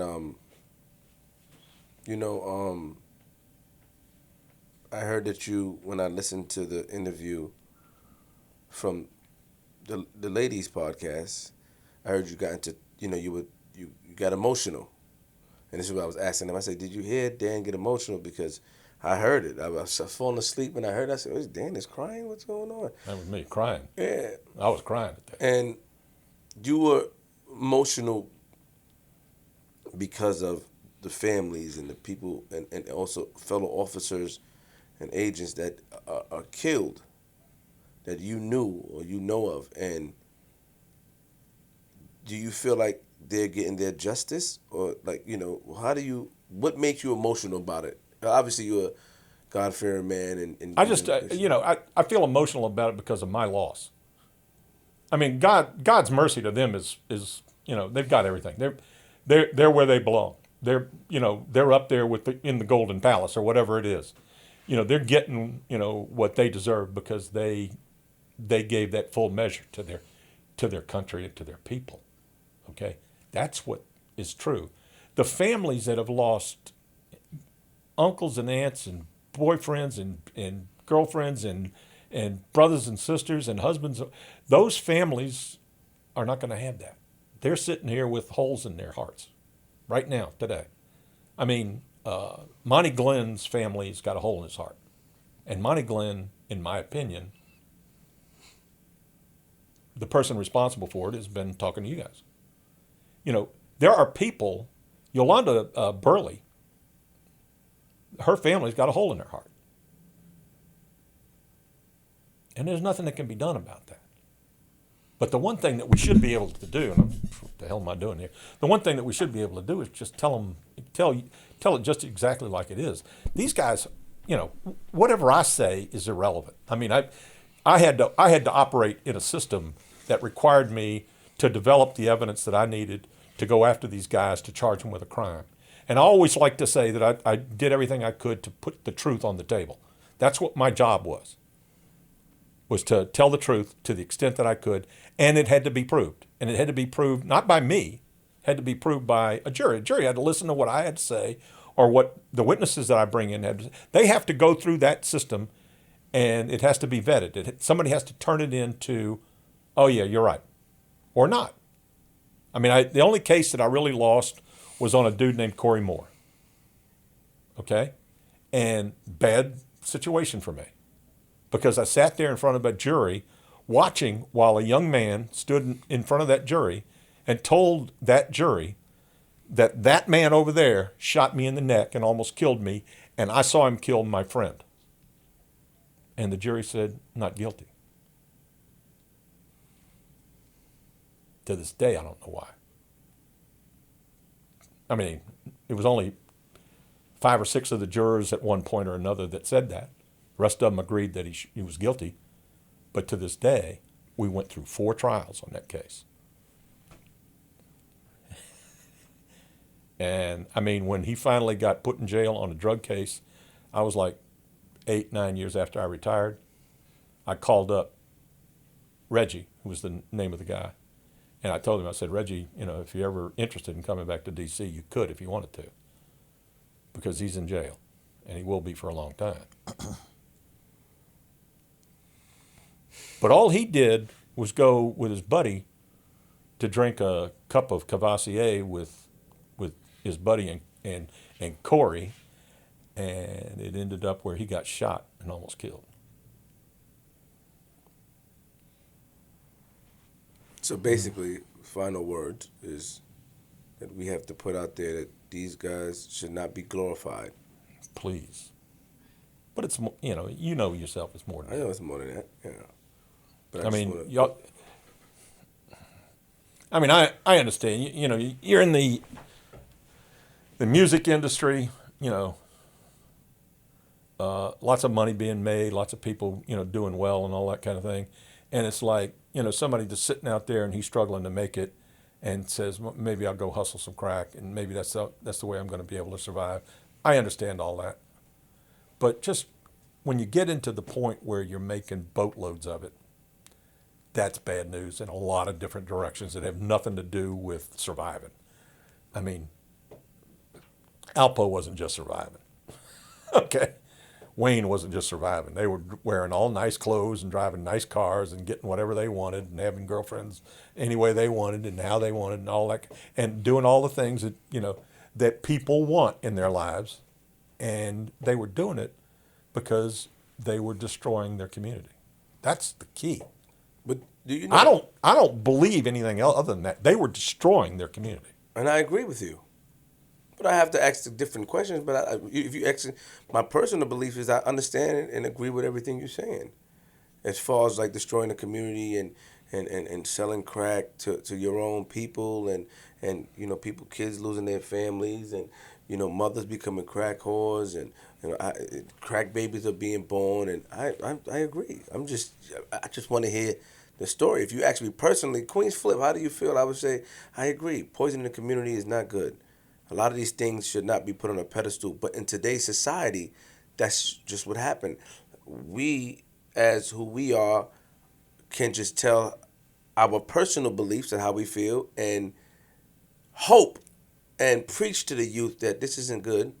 You shouldn't follow this, and hope that they catch on to it. That's just the truth about it. That's what we live in. But if you ask me, how do you personally feel, Queenzflip? I would tell you, I agree with what you're saying. Well, I don't put anybody on the pedestal. I'm beating you up too much. Yeah, you beat me up a lot. I know. I'm beating you up too much. You did, and I kept repeating it. Dan, I was saying, you zone out, Dan. That's the PTSD Mama Love was talking about, man. Yeah, that's the difference. I agree. I kept saying, Dan, I understand what you're saying, and I get it. Listening to these things, and you reading the comments and your clip, because believe it or not, this is why you didn't. This didn't blow up because of my stupid podcast. No. It's not about blowing up, but that was a big thing 2 years ago. Yeah. What you talk. It was, and the people, but nobody saw your face. I mean, saw your picture, and you talking about it. We can feel the passion. That's our job, is to allow you to talk and get it out. And I don't want you, because you did beat me. I said, Dan, I agree. I understand, Dan. You're repeating. And I felt that you were just getting it from other stuff. It wasn't me, because I kept saying, act big, Dan. I said, I agree. I see. I'm just saying that I also can see, not saying I agree with it and not saying that it's right. I'm just saying that from where I grew up and seeing, it's pushed to the kids as far as these guys are idols. Not saying it's right. I never said it's right. Why don't somebody push that this officer had ran into a building and put his life on the line and saved the family from burning up or doing something, put his life on the line to save the kid from getting killed? They're not being pushed to the masses. So I agree with what you're saying. I understand what you're saying. I don't want one time for you to say, Queenzflip, come on, man. You gotta put it down, girl. Yeah. I don't want you to say that one time that I didn't agree. I understand you. I feel you. And that was something that Baskey talked to me about. That Dan doesn't want it to feel like the people that are doing the bad are being praised and looked at from that's not what we're doing. I'm just different perspectives. And that's why I flipped the script is successful, because we put a lot of people are going to watch and say, Queenzflip, shut up. Understand? I get cursed out all the time. But I agree with you. I can understand, because I heard your interview. A lot of people didn't hear because it was cut off.